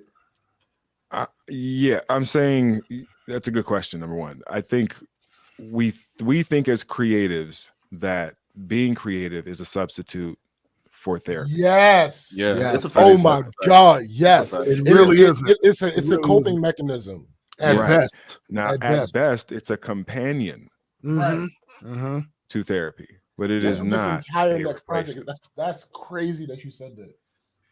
And I had to go through 4, 5, 6 albums and all these songs and all this stuff for me to realize like I didn't process any of that shit that I went through. I didn't really deal with it psychologically in no kind of way. I just put it to beat and I made it sound good so that people could understand what I was going through. Right. But I didn't really attack it the way that you would in therapy.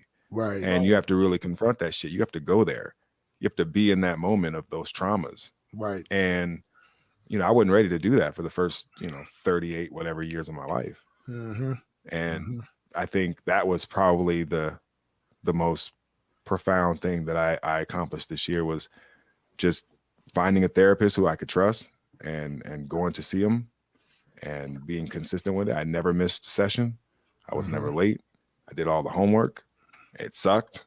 I did the electric eye rapid movement, whatever that shit is. Oh, you shit, look really? at the thing and hold the shit and they tell you to process the memory like an asshole. Yeah, man. It was fucked up. It was fucked up.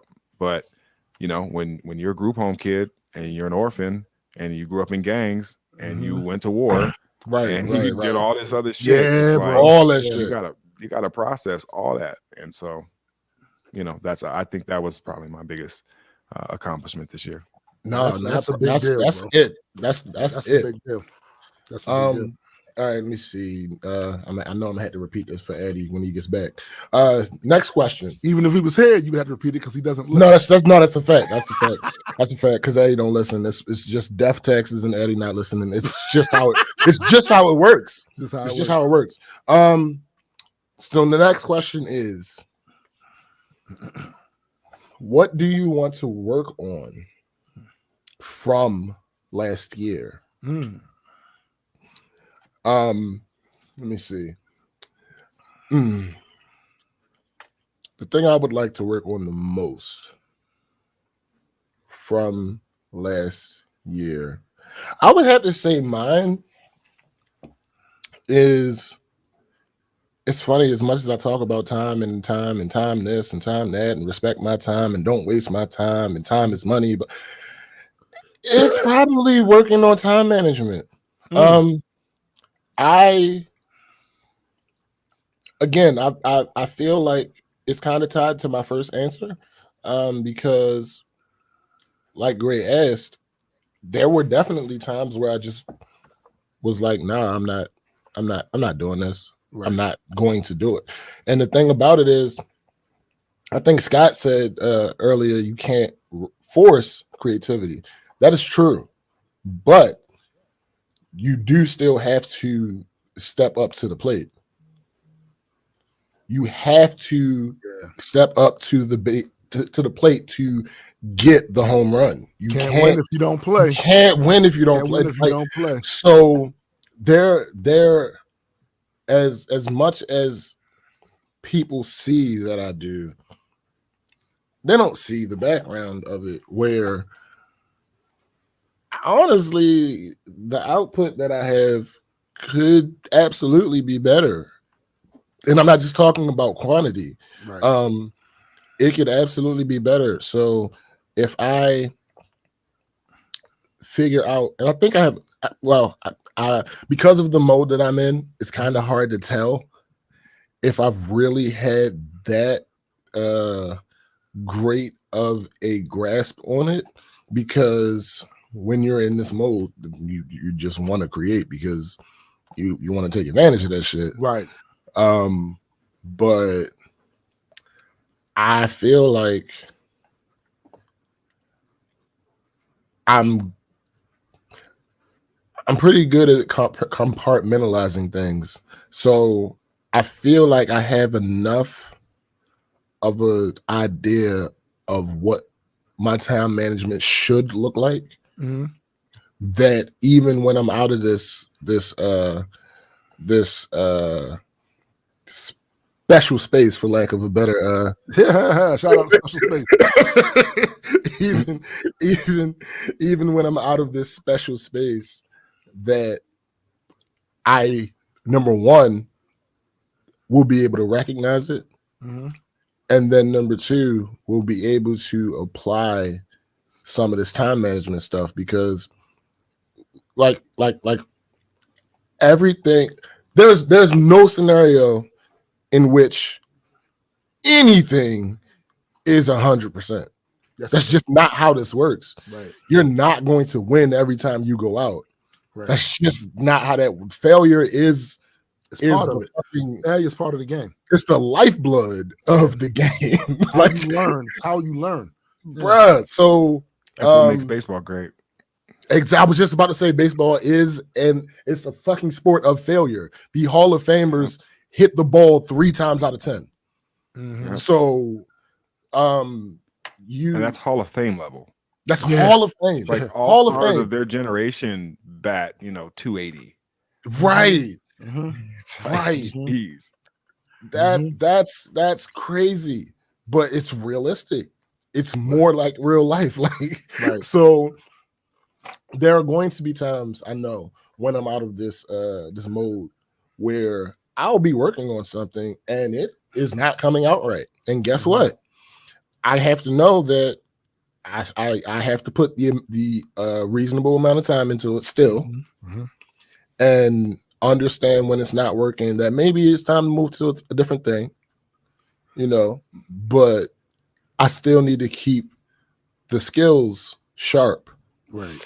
Even if what comes out, even if what the finished quote unquote finished product is isn't releasable, right? That's still a good at bat, because you were still there doing what it is you were supposed to be doing. You were keeping yourself sharp, right? So yeah, I think that's the biggest thing that I'm gonna have to work on from last year. For me, the biggest thing I think for me, it's kind of two things really, and they kind of share equal space because one is related to the other. I have certain goals that I set for myself 2-3 years ago. right? And I have done things to attempt to reach those goals.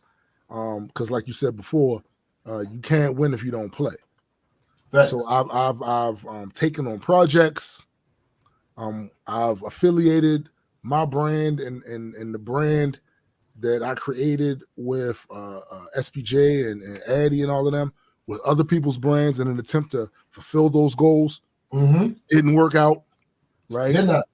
Did not work out, but I was still in there trying to do it.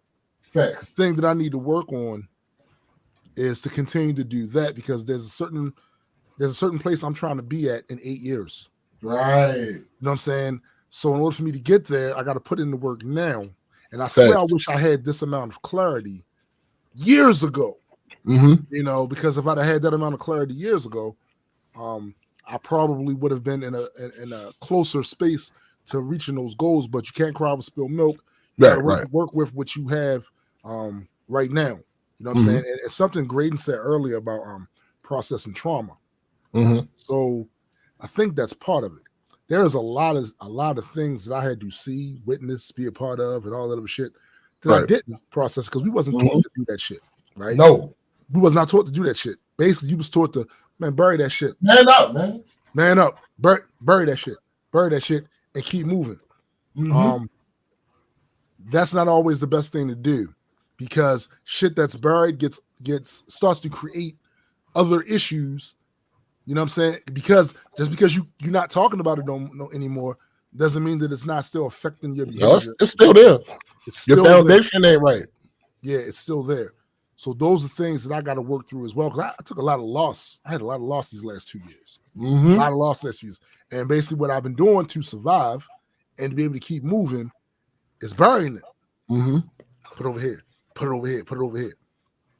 That can only hurt me in the long run. And if I'm going to get to where I'm trying to get at in 8 years, I have to confront those things so that I'm clear-headed and make the right decisions.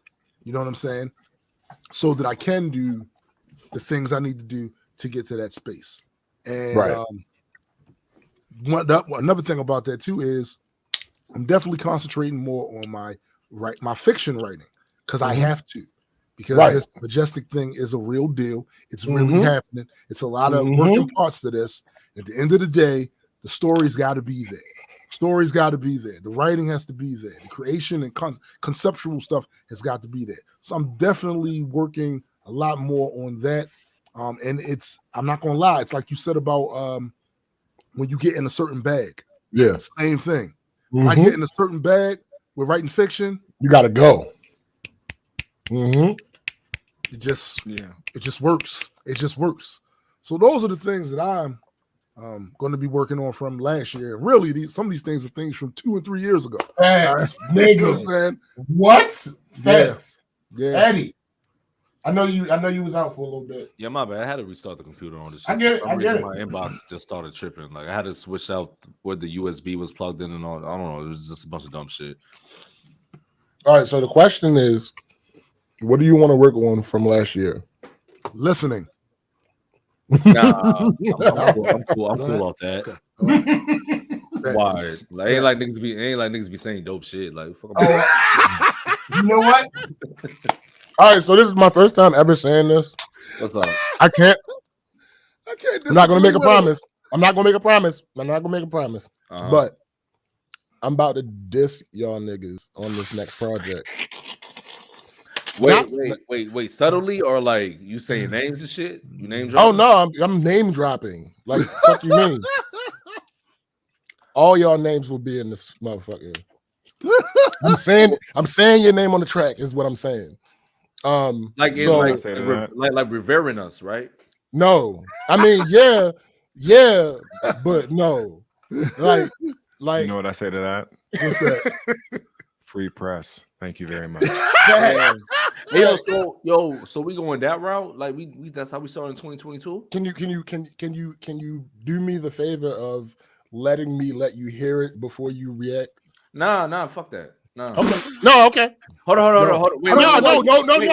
That reaction right there? No, nigga. No, nigga. That reaction right there. I heard what you said. So you want me to hear you diss me first. Then that reaction right there, my guy, that just gave me. That was on brand though. No. That's on brand. No, thank you, Eddie. That's wild. No. Thank you. Because my thing is like I came into the new year peaceful, love, open arms, all that shit. You know what I mean? Damn. This nigga go left field. No, don't worry about it. Don't worry about it. I ain't worried. Like I appreciate you. I ain't tripping. I appreciate you. Nah. Thank you. You just gave me like a whole nother verse. Like, I mean, can we get the Addie's answer though? Is what we need. Hold on, what was the question again? See, he don't listen. The question was, go ahead. What is the something from last year that going into this new year is a priority for you to work on? Well, since now that we're on the subject and things have changed, my answer is different now. I'm gonna give James this work. That's what I'm gonna do. That's phrasing. Yeah. No, whatever. Hey, either way, whatever. Nah, but for real, just make sure that I rap more, do more creative shit as far as vlogging. Cause like it's nuts because people are still like adding my new channel, like they're subscribing to my shit. I haven't put nothing on there for like months. You know what I mean? Word. Which I don't understand what's going on. Even with my fucking Addie's Game Room Facebook shit, I don't understand like why people are frequenting it, and it just makes no sense. So it's like, if anything, I need to build up. Is that who you are? No, I did. It's because the situation I was in. You know what I mean? Right. Like, I had to fall back. Like I had no you choice. You still are who you are. Your name is your name. My but being who I am and doing what I'm known for doing is they aren't always connected. You got to realize that they are not always connected. There will be people. Matter of fact, craziest shit. Remember the culture check shit I used to do, the videos? Yeah. I literally last week got somebody a new fan to that page. Word. You know the last time I put up a fucking culture check? Yo, it's been a minute, B. It's been years. And I know you got shit in the vault too. I do, but they probably never coming out. But the point is, is I got a new fan. Mm-hmm. That's what I'm saying. It's not necessarily like as on the creative side of things. For several reasons, we feel like that's the case. We feel like that is what it is. Like we have to do this. We have to do this. In reality, when people fuck with you, people fuck with you. That's fast though. It's just really what it is. But it's the thing that like when I'm not doing it, like it makes me feel bad, and then it's like, yo, then don't hear what I'm not saying though. Don't hear what I'm not saying. That's still valid. 100%. 100% that's still valid. But I'm just saying, don't be that surprised that people would still, come and join a situation, even if you haven't been as consistent as you would like to be. Yeah, but that's the only reason why I'm surprised. I'm like, yo, I haven't been doing shit, but I do get what you're saying. Right. The fact is, my Reaper Legion Network channel has been dormant for the better part of a year, 2 years. Right. And I ended it at it was 800 subscribers. There's now 900 and something subscribers, and I haven't uploaded anything on there. Right. So yeah, to James's point, because you already put in the work anyway. But it's just your name is your name. Name is your name. People will find your content, and whatever you have up there, go. That's dope. I'm trying to connect to this. Mm-hmm. I just want them to have more from me. You know what I mean? And plus, also it also feels good to create. And now that I'm in the space of wanting to create, because I was saying earlier, like, yo, you gotta milk that shit because always gonna last. Because when that shit's gone and you don't feel like creating, like you might want to, but you might not be in the mood. Then when I have to go through the, you know what I'm saying, the whole implications of everything, like recording and talking and editing and all that shit. Because what people don't understand, this shit is it looks a lot easier than what it is, but there's a lot of work to this shit. And the work part will make you not want to do it as much. You know what I mean? Because like I've been in situations where I had like the crappiest of like equipment and I went harder. You know what I'm saying? Right. Now that I got it like a little easier, like and my life has changed, I'm more like that's a real phenomenon. Yeah, that's real shit. You feel me? And I don't like that. I'm like that because I come from the school of thought, like, yo, like use what you got and do the best with what you got. until you get better shit. Right. You know what I'm saying? Now I got better shit. It's like, why you slacking? Like, you already know how to do this, you know? Right. So Yo, can I give you some more flowers? What's that, B? And speaking of that, the shit you just talked about, you know, when you get new shit, sometimes, you know, you back up a little bit. You have helped me with that, actually. How so? Musically with this Studio One shit, because y'all remember I was not going. I was abstinent. I mean, about recording in fucking studio. Wasn't gonna happen. Just wasn't. Yeah, what was your objection to Studio One? Honestly, looking back at it, with hindsight being 2020, not knowing what I was doing. That's really what it was. I love because I always found out shit like kind of off with. I'm like, yo, why is he so like against like fucking with Studio I love One? Studio One. Yo. It's a comfort level thing. I started fucking with Studio One before Toom, and then Toom was like, what do you record on? Like when I got my new mic and shit. I was like, oh, Studio One, and he was like, oh, I'm gonna fuck with it, and he fucked with it. He's like, yo, he fucks with it. You know what I mean? Yo, realistically, looking back at it with hindsight being 2020, it was a comfort level thing. He was comfortable with FL Studio. Yeah, and you could get started as quick as you needed to get started. Yeah, you have to go through the learning curve to learn how to use it. Yo, I knew what I was doing, but with this recent run, I decided like fuck it. And because Addy was like, oh, I done forgot how to do this shit. I don't got all the plugins that I used to have, but I'm still gonna make it work. And I'm like, well, fuck that shit. If that's the move, then that's what the fuck we gonna do. Right. The very same thing. I don't have those excuses. I haven't not been working on music. I have been.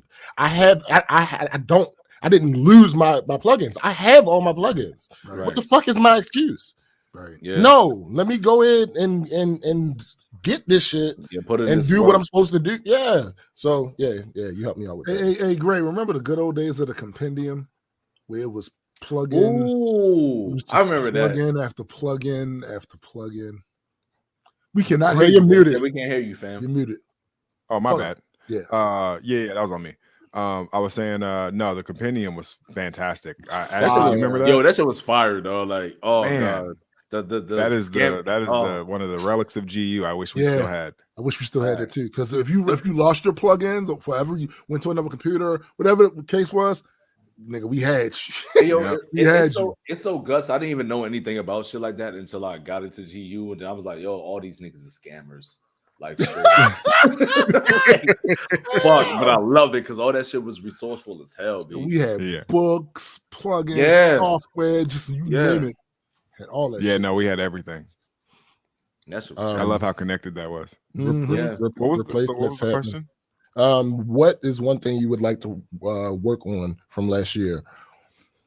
Ooh, man, other than my album, I mean, that can count. That can count, but I don't want to take the easy road. I feel like that's an easy answer. I think I would say I've been really working on, and this is a relic from the last question, but I've really been working on not invalidating other people's experiences based on my own. Wow. Yeah. That's heavy. So like what I'll do or what I used to do is be like, you know, like, motherfucker, you had parents. Like, how you gonna act like that? And you know, it's like, who raised you? Like I raised myself, and you know, I would say stuff like that. Then I realized like certain people have parents that are worse than that's fact though.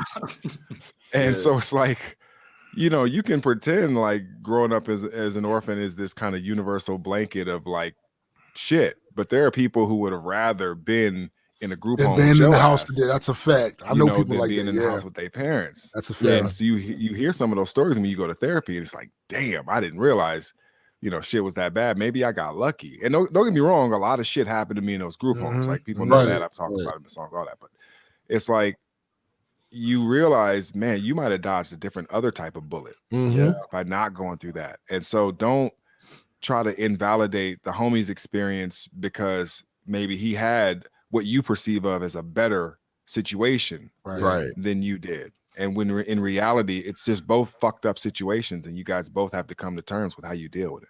I love that. To speak on your point, I've literally dealt with that, like on the block that I used to live on in Miami. Niggas be like, oh, but at least you still got your father. I'm like, well, you don't know what it's like living with my father, though. Right. That's a great point. And then they grow up with this, they're like, but at least you have. I'm like, hey. But I think what they were trying to tell you was that at least you had a male figure who they perceive to care about you, because that's what I think the reason why we go into gangs, the reason why we go into being D-boys and block boys and hustlers and all this type of stuff is because we are searching for the approval of what the big homie is providing. The big homie is like the father or the uncle that you didn't know. And so it's like when he gives you that validation, you want to do shit. I didn't put no blue rag in my pocket because I wanted to. I did that shit because the bigger homies told me that shit was cool. That's what you're supposed to be doing. That's what we're supposed to be doing. I was 12. That's why like I even revere like the older heads on my block and all that shit. You feel me? Like, cause my dad, like, he left and shit. And so it's like, so who do you get your guidance from? There has to be someone. You're going to always search for that. You feel me? So and those were the niggas on the block. So when the nigga was like, oh, but at least your dad still come around, I'm like, yo, but not like that. You know what I mean? Like, and it also largely depends on the type of person. Like the older guys in my neighborhood, they was on one. So certain shit that they would encourage us to do, looking back on it now, was complete malpractice. Right. Complete malpractice, right? But at the time, just to get that approval from them and to get that support from them, like so any of them older dudes in the neighborhood back when I was younger, if they sent me over to beat somebody's ass, I'm gonna go beat their ass. I'm gonna whoop your ass. If the big homie sent me over there, oh my goodness, I'm coming with a different mission. That's facts. That's facts. Because I know I got their support. Yeah, I know I got their support. Like if they send me over to do something, one particular incident. I don't want to say dude's name, but he had just came home, didn't want to get in no trouble. Some young boy was running his mouth to him, couldn't put hands on him. He came and got me because his little brother was a punk. He came and got me. And damn right, I went up there and swung on the dude because I know if some shit happened with some older, bigger dudes against me, I got them. I got them. That's how this goes. Because you definitely ain't coming back with your knuckles not like cracked or bloody. Facts. You know what I'm saying? Like you not coming back on the block like that. Facts. Because then you won't have to deal with them. It does depend on the character of the older dudes that are like what they're actually teaching you, what they're getting you to do, and the lessons you're learning from them. Oh, that matters. My OGs would be like, "Yo, why the fuck are you even like out here outside and all that shit? Like, you too smart for this and that." I'm like, and that is what should happen. Yeah, but just always don't always. Crazy though. I'm like, y'all don't even know what like took for me to get here. Like, like I want to be on the off the porch and shit like that. It's just like, yo, shit happened and it is what it is. But I'm down with the code. I'm down with what's going on. Like, I understand. You feel me? Like, I'm born adequate, isn't it? But isn't it crazy though that the people would tell you that you still had your father were doing a better job at fathering you than That's crazy. You know what it is though? Because they told me shit that he didn't like. They told me shit about the streets, how to deal with niggas, how not to get jumped, how not to get beat up, how to stand up for yourself and shit like that. Like, you feel me? That shit meant something to me. And also, not only did they teach me that, like verbally, but they showed me how to handle yourself with niggas. You feel me? My pops didn't know, like, there was one time, real talk, and I'm not trying to be like on some father pain shit. I'm just saying, like, there was one time, like, I got into some shit at school. I called this Haitian dude nigga. He didn't like that. And he was like, yo, I'm going to fight you tomorrow. So I went to my dad. I was like, yo, teach me how to fight. He's like, yo, just go get your ass beat. Your dad said that?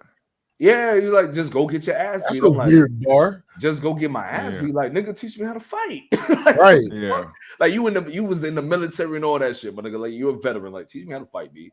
Right. Like, nah, just go get your ass beat. I went to school the next day, and my homie held me down. I was like, nah, but he ain't gonna do shit to you. He was just heated because you was balling on him in basketball. He didn't like what you said, but it ain't nothing. So like, I skirted that shit. But it was just like, yo, you could have taught me how to fight. At least show me how to throw a setup or something. You feel me? Show me how to defend myself. You feel at me? the Like, very least. That's it. There's an element I will say, and look, I don't have any children, so I can't speak from this perspective, but I think that there's a lot of failures in our communities when it comes to how fatherhood is not only portrayed but acted upon. Facts. Yeah. And yes, there's I still believe that there's some positive aspects of that. Facts. But in a lot of ways, man, a lot of dudes, if they are there, they fail in communicating what it really means to be a man. Yeah. And because we had such bad communication, you know, in the days gone by where the father figure was so emotionally disconnected that he couldn't teach you anything. And the sad thing about it is that has consequences. Yeah, dude. Dire. Yeah. Dire. Yo, I was lucky in that I didn't have the communication. I was lucky in that I was able to parse shit. Like I looked at behavior and allowed that to be my teacher, depending, no matter what it was. Like for instance, my cousin, my cousin's like 6 or 7 years older than me, but that was legitimately one of my like most consistent older male figures. And a lot of who I am today, and we laugh about this, a lot of who I am today comes from me looking at how he handled shit and doing the opposite. Like legitimately. And there was a certain point in our relationship where he noticed that and he was like, yes, please continue doing things like this. Because I'm over here fucking it's basically like, yo, I'm loving what you're turning into. I'm loving how you're maturing and how you're growing and how you're learning dealing examples. With he probably at you like, yo, I wasn't like that at your age. Like, right, I handled this shit. But right, you're learning from him though. But because he probably didn't even know that though. You know what I'm saying? Like, I mean, so this might not Tomb. This will hit Tomb's ear better than it hits YouTube's, but it's almost the difference between growing up in Park Heights versus growing up in the village. It's a difference. It's a difference. I know. It's a difference. Shut up, Eddie. Shut up, Eddie. Eddie, shut up. Eddie, shut up. Park Heights is all right. So the village ain't great. No, the village ain't never been great, especially now. The village is trash. The village is trash now. But Park Heights, Park Heights, it's different. You gonna get your top blown off, bruh. Yo, so and that's the thing. He grew up in Park Heights. Erica said, "Whoa, don't come for EV." I'm EV born and raised. Right. Yeah, I'm EV born and raised. Yeah, me too. But shut up, Eddie. But there's a distinguishable difference, and the shit he didn't like. I never held it against him. I mean, it's not mine to hold against him, but as the younger person, sometimes we do that. I never held him against him that he did the things that he did because he had less choice in the matter than I did. Simply because of where he grew up. Like, right. He had less choice in the matter. But anyway, moving on. Next question, last question. Biggest general goal. Oh shit. For the upcoming year. Nothing too specific. Clearly, if anybody that's been watching any of us do anything in the past couple months, they know what some of the specific goals are. Yeah. But your biggest general goal for this coming year, mine, again, all of it is tied together. My biggest general goal for this next year is to be more productive and not just quantity. So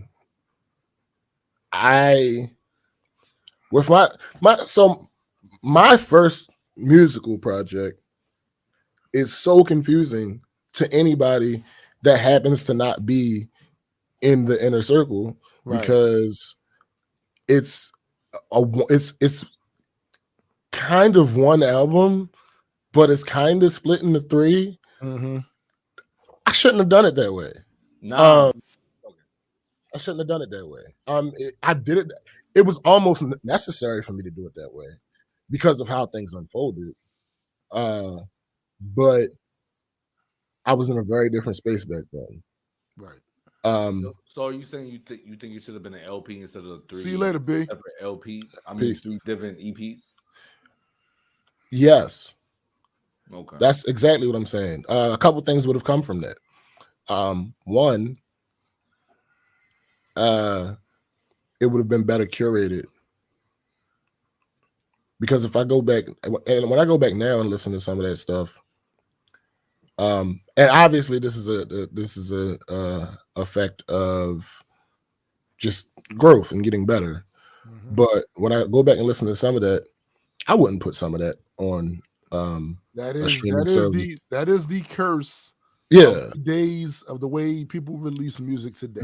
Right. When I was coming up with this shit, you couldn't just immediately put no album out nowhere. Right. Put no EP out nowhere. Like it was expensive. Years. It was expensive as hell. Yeah. You literally waited years until you was in a position where you put some shit out. And some people never put anything out because they was never in a position to put anything out. Right. That's a part of the issue I have with the disc culture, where it's like, look, I don't have a problem with y'all battling, but don't expect me to respond in 24 hours. That's fact. Yeah. I remember back in the day, niggas would diss niggas, and we wouldn't hear the response. The response for you. It's almost a year. That's how it had to be. So that project, now hear what I'm saying. I just said there are several pieces of that 3-part project that I would not put out today.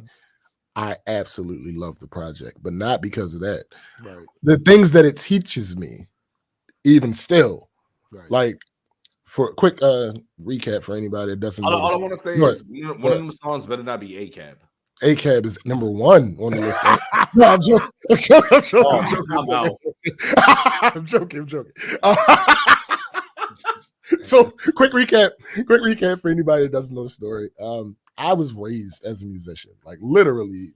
I've been a musician pretty much all my life, and I had recently decided, well, a couple years ago now, but I had decided, like, I got this musical background, I got this musical knowledge, I have the technology. You're welcome. Shut up. I mean, real shit. I mean, that's the fact. No, that's a fact. That's a fact. But still, shut up. So I was starting to have these conversations with him about it, and he was basically like, "Yo, you pretty much have everything you need. Just do it." And I'm like, "But it can't be that easy." And he's like, "Yeah, just." He's like, "Nigga, it's me." I have told you time and time again, if you walk into a room, I'm there and I'm the smartest person in that room, leave. So if I'm doing it, come on, B. Like, come on. So I was like, all right, bet. I'm like, all right. So at that point, I was just going to start making beats. That was the only goal. I remember. Shut up, nigga. And then I was like, I don't have to rap. Because I know all these motherfuckers that rap. Yeah. What the fuck? I don't have to rap. That's a mistake. Bruh. I tell producers that all the time. I see producers on social media complaining about these fucking rappers, right? And I say, yo, fire your rapper. If you are a producer, to be fair, you are a total package. You don't need this nigga. I'm not a producer, but I complain about rappers all the fucking time. Okay, all right, nigga. Y'all niggas are the most annoying niggas. That's a different. Yo. It's a different thing. It's a different thing. So I'm like, I know all these niggas that rap. What the fuck? No, I don't need to do this shit. And then from that, and then that's when I learned that's not when I learned it, but that's the first lesson that came from the project is release dates. Yeah. Oh God. Do not overpromise on a release date. And if you happen to make that mistake, be aware enough and accountable enough to understand that you might have to change it. Yeah. And I failed at that. I had a release date in mind, and I had a lineup that was supposed to, be on that project, and literally for that first release date, everybody except for Eddie. That's what I'm going to ask you. Did I fuck it up? Because no.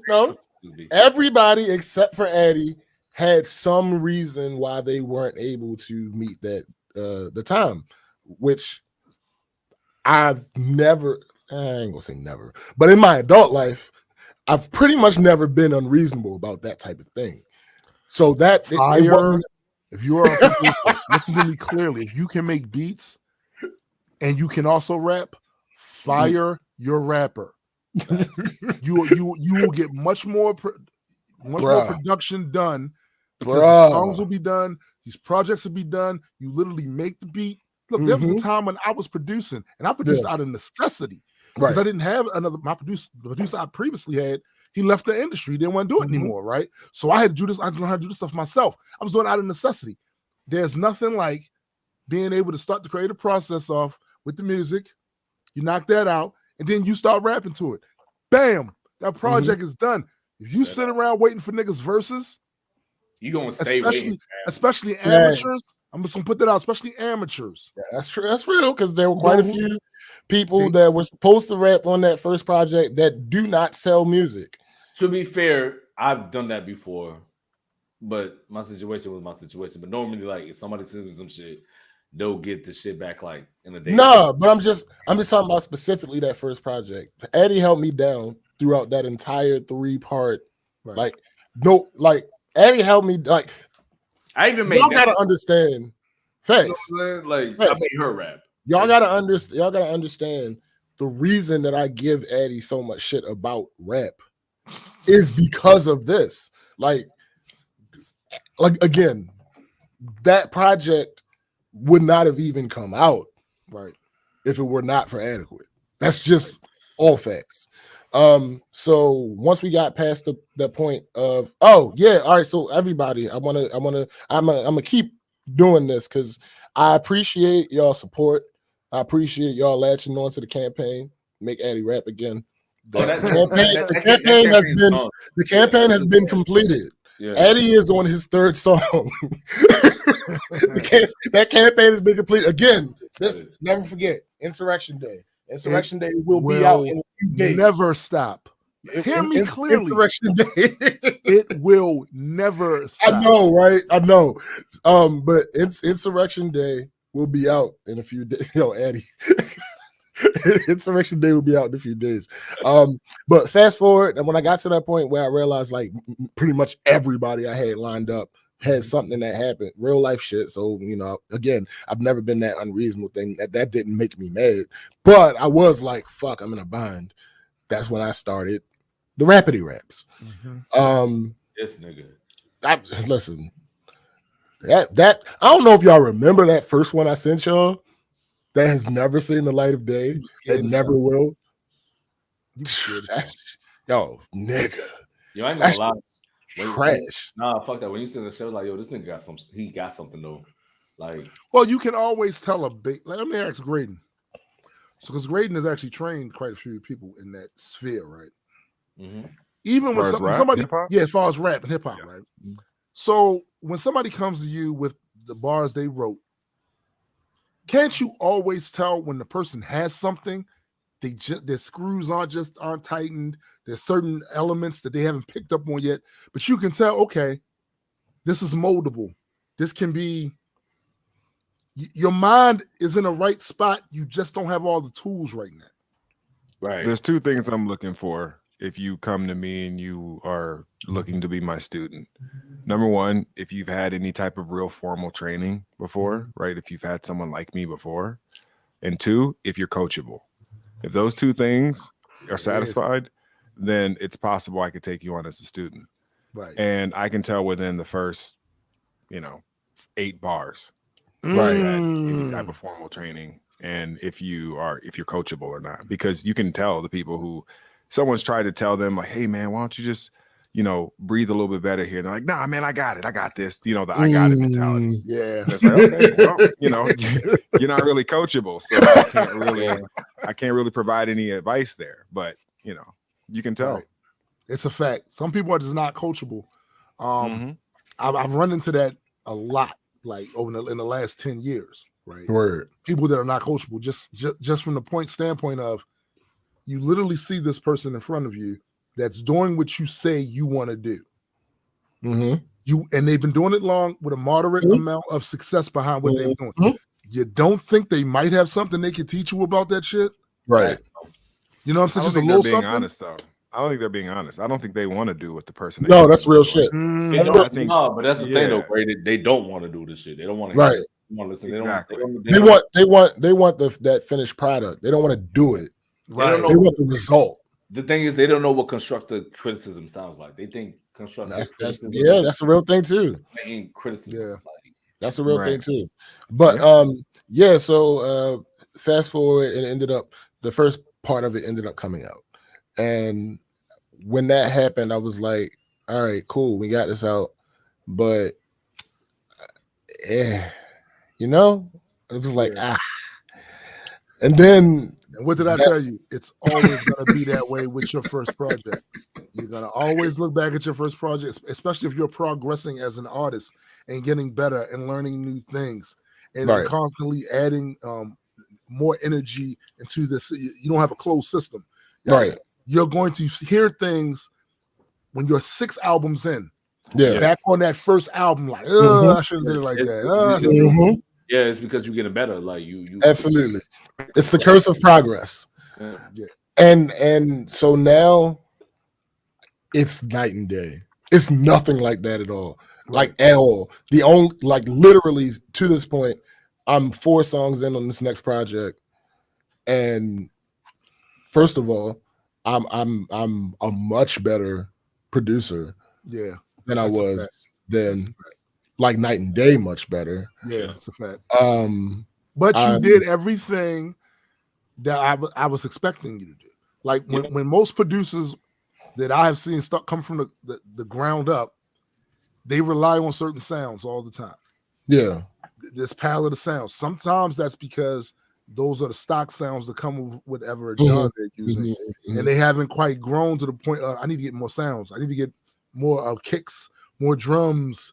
Different other elements to this stuff, so they go back and forth and they use the same elements over and over again.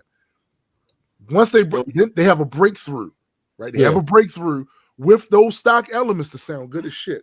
But then they go, I could probably do way better than that if I had better kick drum, better guitar, better strings, better horns, better samples, that sort of shit. I've literally seen this happen over and over and over and over again with new producers when they come in for a period of time. They're using nothing but stock sounds of their yeah. Hey, yo, you know what James is? James is like when it comes to producing. You know those diversity pictures that they be having like at jobs and shit. And there's like 1 black guy, 1 Chinese person, and all that shit, and like 2 women or whatever. And the rest is like white people. James will be the picture done right when it comes to that. This nigga mad diverse. Like his beats does not sound like they sounded when he first started. No, they don't. Bro, good compliment. Yeah, very, very. But my productivity being, and that was why I brought up the first project. It wasn't what I wanted, right? Because I had a plan that had to change so many times. So it wasn't that I put up something. Damn it, my camera cut off. So it wasn't that I put up something that I wasn't happy with at the time. You broke it. It's that it was. I had a long game, and that died several times before we reached the end. Right. So it ended up being completely unrecognizable from what the original plan was. Right. I'm no longer in that space where that is a thing. That is not like no. Y'all are creators, so y'all understand what I say. And a lot of people listen to creatives. I'm not. I don't have that handcuffed anymore. Right. I don't have that shackle to where I can't do what I want to do. Right. From these verses and shit. You know what I mean? Yo, what is up with your sound? You over there sound like Robbie the Robot right now. Me? Yes, you. Hold on, let me fix it. God damn. Please fix Danger, it. Will Robinson. Danger. Stupid. I was gonna go Rosie, but okay. Oh damn. Jetsons. Damn, from the Jetsons. Yeah, damn. What a reference. but Tim, biggest general goal for the coming year. Is that better? No, not at all. My biggest general goal for the upcoming year. I think for right now, for this upcoming year, I gotta redo some things. Like I'm trying to integrate more of the music stuff in with the comic book stuff. Mm-hmm. Everything from branding to content, right? I want the music to mirror the comic book feel, the comic book theme and feel, because I've been rapping for 40 years. Right. I've rapped about almost every topic you can think about. Right. It goes over 40 goddamn years. This seems like a new frontier for me. Yeah. This is a new frontier. And the amount of synergy that the potential of this thing has, I'm interested in. I'm interested in rapping more, like rapping as Lord Entropy. Yo. I just thought about something. You can have your Bobby Jones album now. That's funny. But anyway, go on. Yeah, that's pretty much that main goal creatively is I'm trying to pin myself, because still there's always something happens in current events that I'm gonna want to rap about. Yeah, aka Insurrection Day, shit like that. Right. But overall, I do want my voice to mirror Lord Entropy, right, from his standpoint, from all of that, because it's just, I don't know, I'm super interested in that, in the potentiality of that. Mm-hmm. Right. Not only that, but I think that my content was swerving that way anyway. Something Graydon has said before, we was already rapping as Gray and Lord Entropy years before the comic book was even close to coming out. Right. We literally have songs where we refer to each other as Extra being Entropy. Right. Before all of that, right? So that's the evolution of my character, because my character has gone through several different evolutions. Mm-hmm. So by the time I got an audience, I was Tombstone the Dead Man. Right. Walking Dead Man. Then I went from being a walking dead man to being death itself. And every time somebody had a meme or something they saw on TV or whatever that had anything to do with death, they would tag me in that shit. Absolutely. So to me, the natural progression from being death is to be entropy. Right. Because that's the reason that death exists. Because right. of entropy. Right. So that's my evolution. The evolution of that character and that branding, and bringing it more in line with the comic book and symbolism and all that other stuff. That's one of my main goals for this year. Word. Eddie, general goal, biggest general goal. Do I still sound like short? No, you good. No, you good. Danger, Will Robinson. Danger. Does not compute. But, my bad. But this one has nothing to do with creativity. It has to do with like something more personal. It's happening again. Oh, it's happening again? No, you good now. You good now. Just go. Oh, I want to be less irritable. Word. What? Shut up. Yeah, you're trolling. But I want to be less irritable because I'm very irritable. Like everything gets on my fucking nerves. Like, see shit like that. You know what I mean? Like, it was no, I really do, because like, what? I'm not toxic, but I know I'm mad problematic. You know what I'm saying? And the thing is, the problem with me is I know when I actually know when I'm doing this shit. And then in the instance of me doing it, I'm like, what the fuck are you doing? But I don't stop. That's something I need to work on, because it's not conducive. It's not helpful. It's not helpful towards the people it's not helpful for the people that surround me. And it's not even helpful for myself. Like, I need to learn how to deal with conflict better.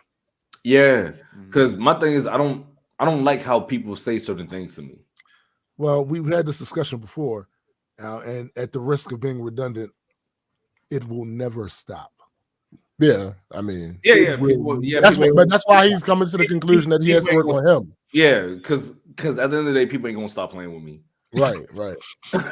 So I can't remember what Marvel movie this was in, but somebody said something like, where you can compromise, but where you can't, don't.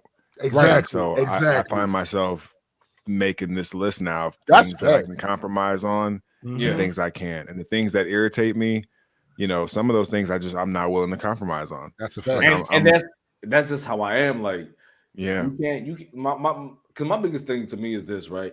You can't pop slick to me on like other like mediums, like texting, whatever and then be in my face and try to right there with you, bro. You know what I'm saying? Like, I'm right there with you, bro. When you do that, I'm like, oh, so you thought what I was saying before was a game, so you think I'm playing? Don't crack slick to me. Yeah, you on social media, knowing we gonna be face to face, and if you think I'm not gonna react to that last shit you said, you're mistaken. But I mean, you're mistaken. This is even personal shit though. Like in real life, like people I know in real life, like they'll talk shit to me through text. Yeah, but when they see me, want to nice me, and I'm like, no, we're not doing that. I don't like to pretend. You feel me? So I'm coming at you like, nah, fam. Like you don't remember what you did? Yeah. So all that shit's out the window, right? Because you got to tee off, right? I bet. Nah, but I need to learn to chill on that shit because all I see for real, that shit's just gonna bring me nothing but destruction, and everything that I'll build up and that I got to is gonna be destroyed because I need to learn how to control my temper. Right. And know when. Well, not only to control my temper, know when to control my temper. Right. Yo, but I'll be feeling really... like when my temper's out of control, I'm right. But sometimes that's the thing about it. You might be wrong. You know what I'm saying? There are times when you are right. There are times you're right. As a matter of fact, I can think. I can't stand this motherfucker. I can't stand him, yo. I really cannot stand him. What I mean. You know what I mean? I can't stand him. You was definitely right then, though. I ain't that mad at that because that's jokes. You know what Right. Well played. Right? People were really like what Toom just did. People were really on that time in real life, and that should be fucking me up. And I'm like, yo, and that's something else too. For the people that listen to our show and consume our content, y'all see how we act online every day. Yeah, y'all see how we be trolling each other every day, talking shit every day. There's people that can't do that with us. No, don't get it twisted. Yeah, you can't do that with us. Like I can punch my brother in the face. You can't touch him at all. like me and James soon, like we'll fight each other, whatever. Even if it's physical shit, it would still be cool tomorrow. Like that's just some regular hood shit, my nigga. I can't remember what episode it was. You guys were talking about it, but Addy was talking about his cat and like people like I can do shit to my cat. You can't do to my cat. Do that to my cat. You can't even look at my cat the wrong way. I can shoe my cat. So I fucks with it. The same way I feel with my homies. If you see me and Graydon joking around, blah blah blah, that don't mean that you can do it. No, not at all, man. Because the thing is, like, if say one of y'all see that shit. The same way I'm jumping in their ass about doing that shit, y'all niggas gonna do the same thing too. Yeah, and they're gonna be like, "Oh shit, all y'all acting different." No, we ain't acting different. No, like, you're different. Yeah, like. And also, but I would also, even to speak on that, I would say that I would never joke a certain way in front of mixed company, basically. You know what I mean? Because it's like they're not going to understand the context. And I'm not trying to explain that context to an aspect. And not only that, I don't feel like I have to explain anything. You know what I mean? Like why I'm acting. No, like you know the vibes. Like you know you're not supposed to be doing this shit. Why the fuck? But hold on, I do rather enjoy watching a lot of the fans and stuff.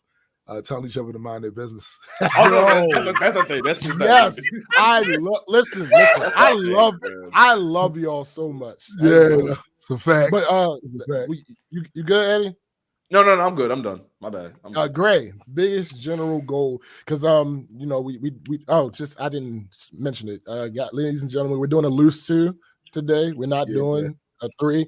Yeah, so I want to barely here, so we got right. I want to get Gray's answer, and then maybe a little banter, and then I want to play y'all some previews for Insurrection Day. Okay. Yeah, my biggest goal, I mean, I'm trying to take the company to at least, I don't know, 50, 75K a year. Right. At this time next year, I feel like we should be at that. Mm-hmm. I gotta run too. Basically my goal is to turn Majestic Comics into a successful business and to provide the level of art and storytelling that people have gotten a glimpse of and gotten a taste of, and we just want to be the standard bearers for that. So, this is why I've been promoting the Patreon as hard as I've been promoting it, and I've been really, doing everything that I possibly can to show people that I believe in this. Right. I believe in this because it's worth believing in.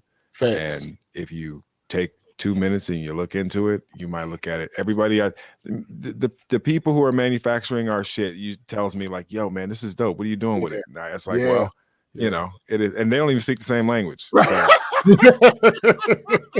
right. They're trying to figure out where the hookup is. Yeah. Right. They think we're Marvel or something. Facts. Get in there though. The trajectory is there, my guy. Well, I appreciate it. We do want to have Majestic Studios. No bullshit. We want to have Majestic Studios one day. Yeah, I was telling SPJ about that too. One of these days. One of these days.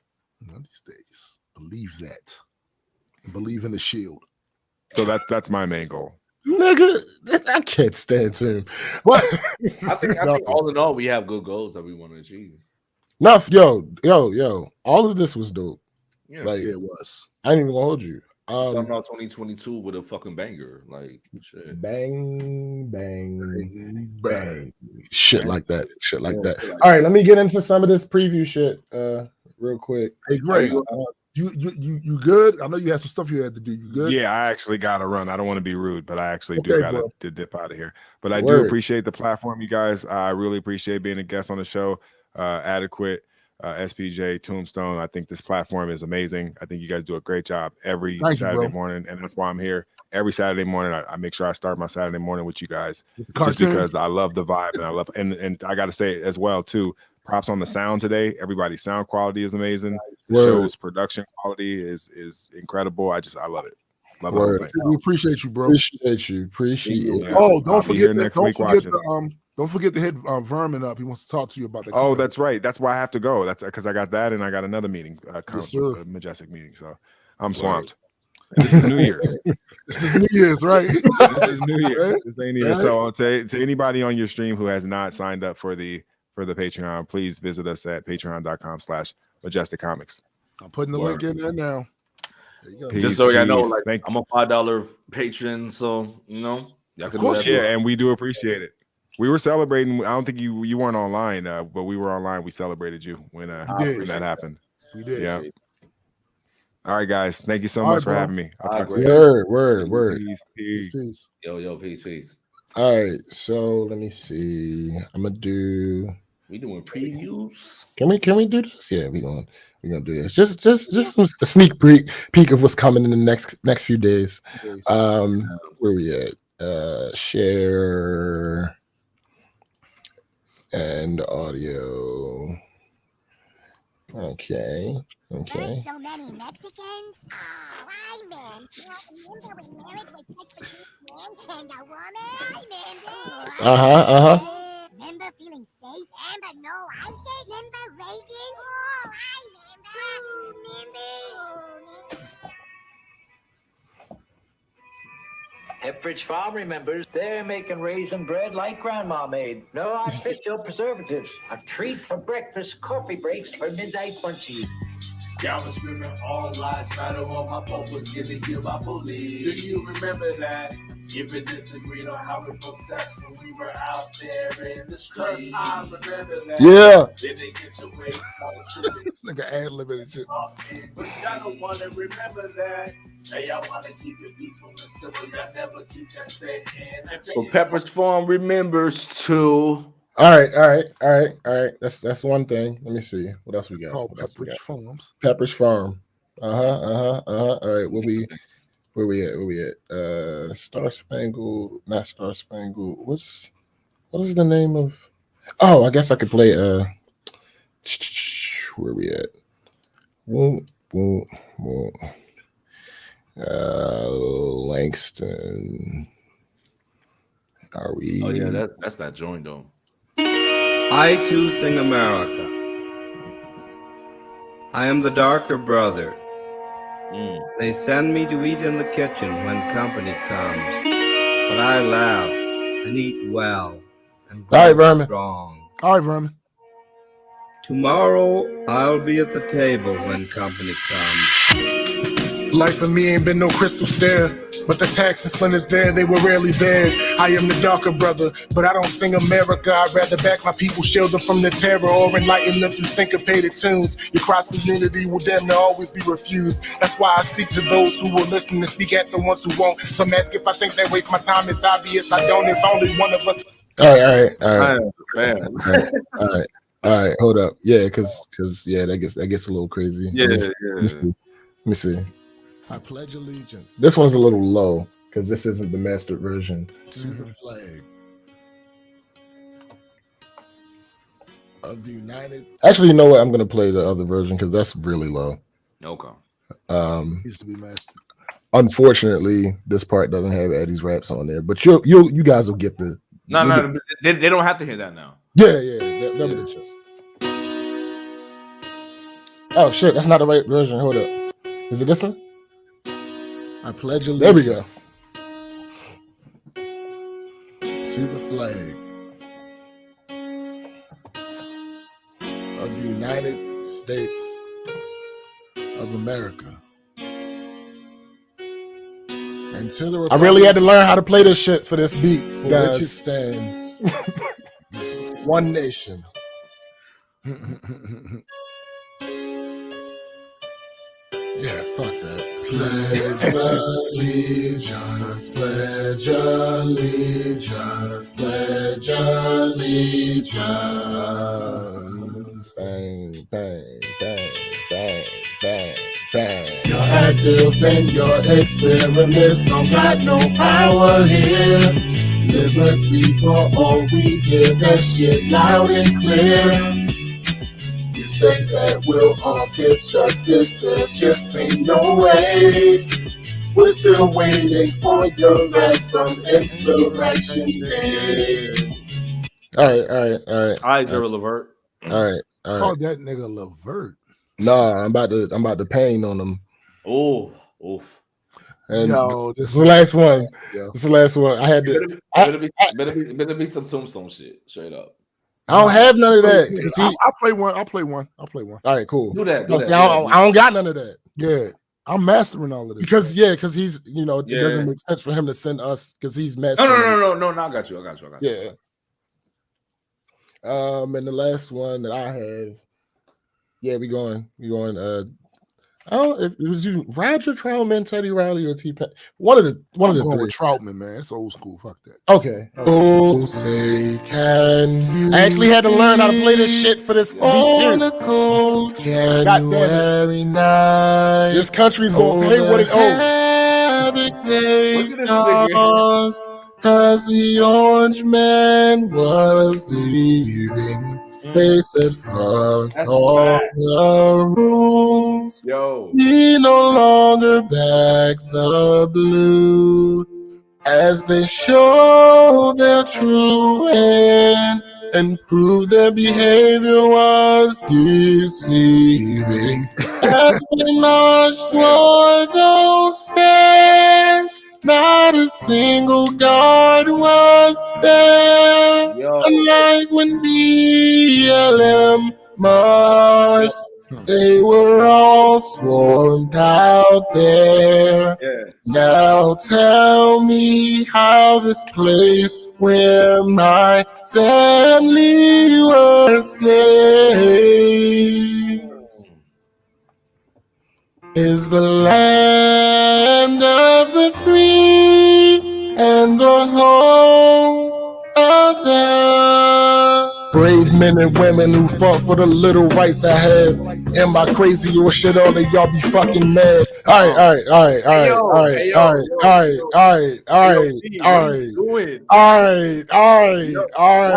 haven't I heard this?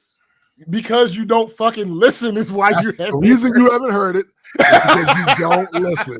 That's it.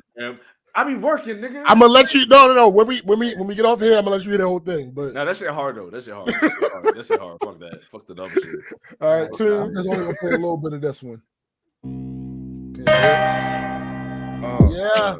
Just stop it, cause first of all, a nigga's not a prophet. So if you say the opposite, then I will not knock it. That's cap, cause I'ma ask you where the fuck you at, and how you missing all them signs and what you looking at. Cause all around me, I see fishes that are starting to crack. You skating on a thinner sheet of ice and you're too fucking fat. All of it happened in moments to stack it. When y'all just had to beat the facts, so they was bullied and battered. And now, nobody ever sees the truth anymore. Not recognizable, it's dumped there in the pile on the floor. And you whores follow them liars right the fuck out the door. Because you salty, so you can't obey the rules anymore.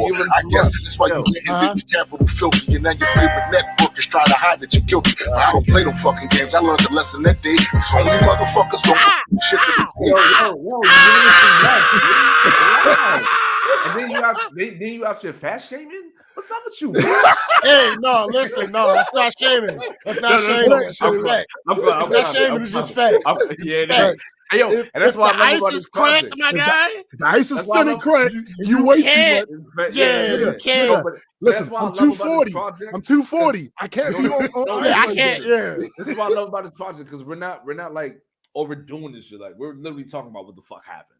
That's it. And y'all motherfuckers was out here doing this shit. Y'all was doing it. Y'all was there. People in the chat. No, absolutely. There might have been some of y'all doing that. We wouldn't know. It's possible. It's possible. It's possible. But all I'm saying is, this shit happened. Like, we're not overstating our case. That shit was on the news. No, it's real shit. This shit happened, and there's a lot of people that seem very invested in throwing that under the under the rug. Like it didn't happen. Like it didn't happen. We're gonna remind y'all, wasn't super bad. Because the like thing is, it affected us. You know what I'm saying? Yo, looking at it, it affected us. I'm like, damn, y'all can get away with this shit. Yo, it's crazy because again, you can't pull. I dare you in North Korea. I dare you to do that. Oh, no, no way. No, I dare you to do that in Russia. I dare you do that shit. This is the. Let me move this mic. Never forget. No. That's why insurrection. Not only that. Not only are they never going to forget. We're not going to allow y'all to forgive the bullshit. No, absolutely not. That shit was atrocious to me. I was like, what the fuck is going on? That was one of the most disgusting displays I've ever seen in modern times. Yeah. That was disgusting what they did that day. They were smearing shit on the walls. Yeah. All that back to blue stuff, and y'all did that to these cops? Out the window. That was out there just doing their jobs? Come on, B. Nah. Ain't no way, Cindy. No way. No way. They wouldn't get close. That's facts, though. We talk about that shit on the album too. So whatever. Thanks. All right, so you know. So this my bad. I'm not saying whatever to what Cindy's saying. I'm just saying, but whatever. No. Right. So, ladies and gentlemen, this will be out on January 6th on Insurrection Day. That henceforth and forevermore will be the name of January 6th. Insurrection Day. That's what we rocking with. And here's the thing.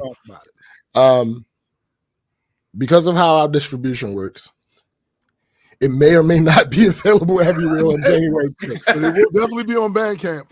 Yeah. Right. So we're gonna do the best we can, but we're gonna do the best we can. That do take a few days. Like it's on schedule to be uploaded by Monday. Right. With everything, and hopefully we get on at least one or two of the platforms by the 6th. But that is the official release date, even if it ain't officially out yet. Right. Because that's just how this rolls. That's how. Hey, Cindy, happy early birthday for you, my bad. Absolutely. We're gonna talk. We're gonna talk about. Don't want to talk about. They wanted, and then they want to be all snowflake about the way. But not only that though. Can I keep it a bean though? We've been quiet for a long time. Absolutely. Because we wanted to see. We wanted to get the low. Yeah. This was a teachable. I think it's two reasons. It's two reasons. initially, there's a certain amount of fairness, right? That even if someone doesn't necessarily deserve it, you tend to give, just in general. Right. There's a certain amount of fairness. So, like Tim said, we wanted to see, initially, we wanted to see how y'all was going to play this. You wanted to see how y'all was going to handle this, how this was going to work out. And then we found out. Yeah. So the other reason that we haven't really talked about it is because everybody has realized this by now. We've changed the format of the show. Right. So we don't really go hard as much as we used to. Partially because it's more fun this way. Yeah. Partially because that shit is mentally draining. And we wound up fussing almost every episode about it. It went from being a fun joke that, we about to fuss again, to literally every episode we were fussing. Because we literally we're mad about this shit. Absolutely. Even if we joke about it or whatever, we are like literally mad at this shit. And that's the thing that we said before when we was waiting. To see the responses and stuff. And a lot of the responses we got, don't get me wrong, not from every corner of society, because there are people that saw that for what it was. But then there's this whole other wing of society that's throwing it under the rug. And I was raised just growing up in the Maryland area that if you go anywhere near those buildings fucking around, you're going to find out. You're going to find out easily.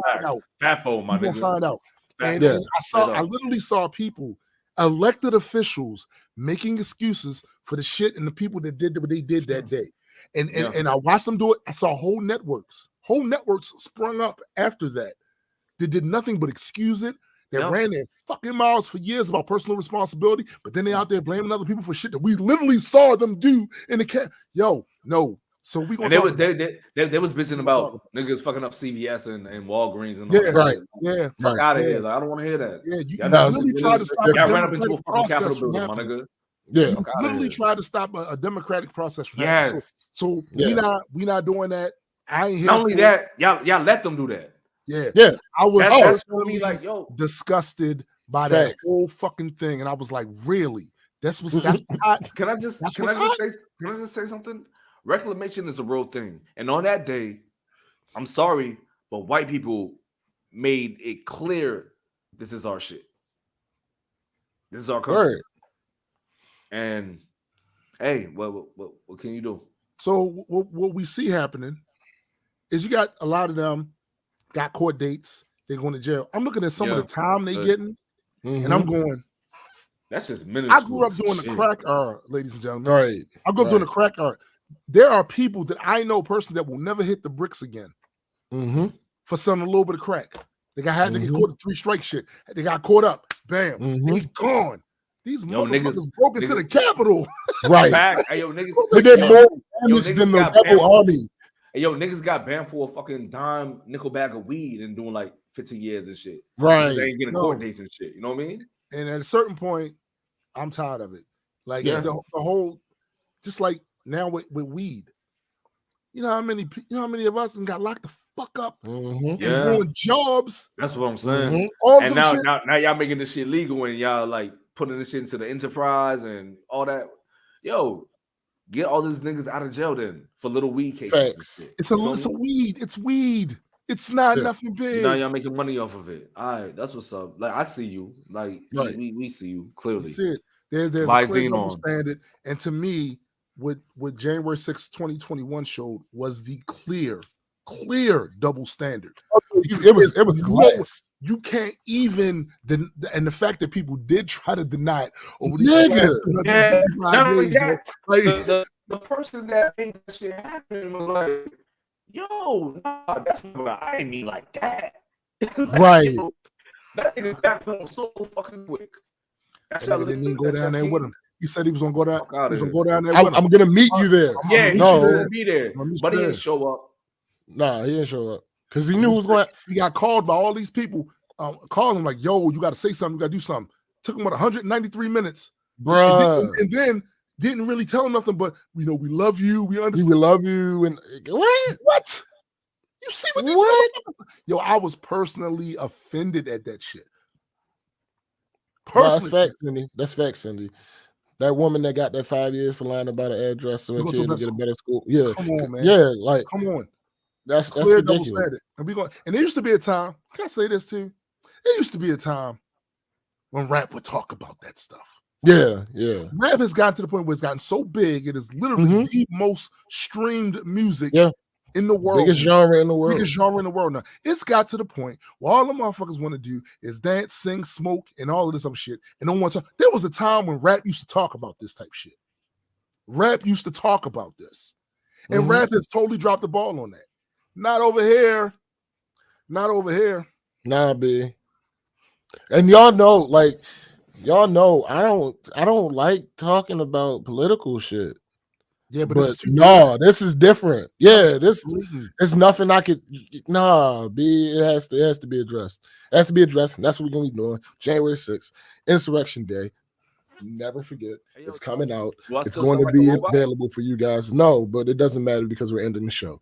Oh, yes. We are. Like that, no, nigga. I'm saying you good. Oh, okay. No. So yeah, we in here. We're going to be in there. Hopefully, we're going to make our way into your ears, and we're going to do what it is that we got to do. And again, like I alluded to, there is more. There's always more. There is another multi-world project that is almost complete.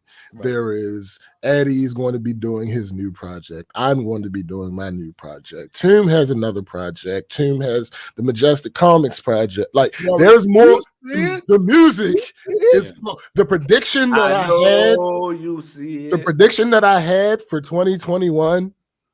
If y'all remember, I was talking about multi-world putting out music. In at the end of 2020 for 2021, sure, it didn't happen the way that we planned it. That's how things go. Yeah. But now, bad boy for the mid 20,000. No, that's funny because Tim is literally Diddy right now. Because anyway, that's behind the scenes shit. I can't divulge on the stream. But yeah, that's it. We've had our first show of the year. Absolutely. So first of all, everybody, please do your level best to go check out the Metas and Mutants with Cyrus. I shall be back on that show this year. Also, Addy says he's going to be getting himself to a point where he's able to stream again, so that's always good news. Check out Jaded Nerd, Celebrity Gossip Beat. You know what I'm saying? Yeah. Check out the Rise Podcast. That's every Sunday at 12 p.m. EST. Coach Squeeze and Coach Cubs. Go check them out. And of course, please go check out our Majestic Comics Patreon as well as majesticcomics.shop for your comic book merch needs. Yeah. And so for my man SPJ, for my man Adequate, I am Tombstone the Dead Man, and for the greater Multi-World Entertainment family, it's 2022, y'all. We are out of here. Peace. Holla.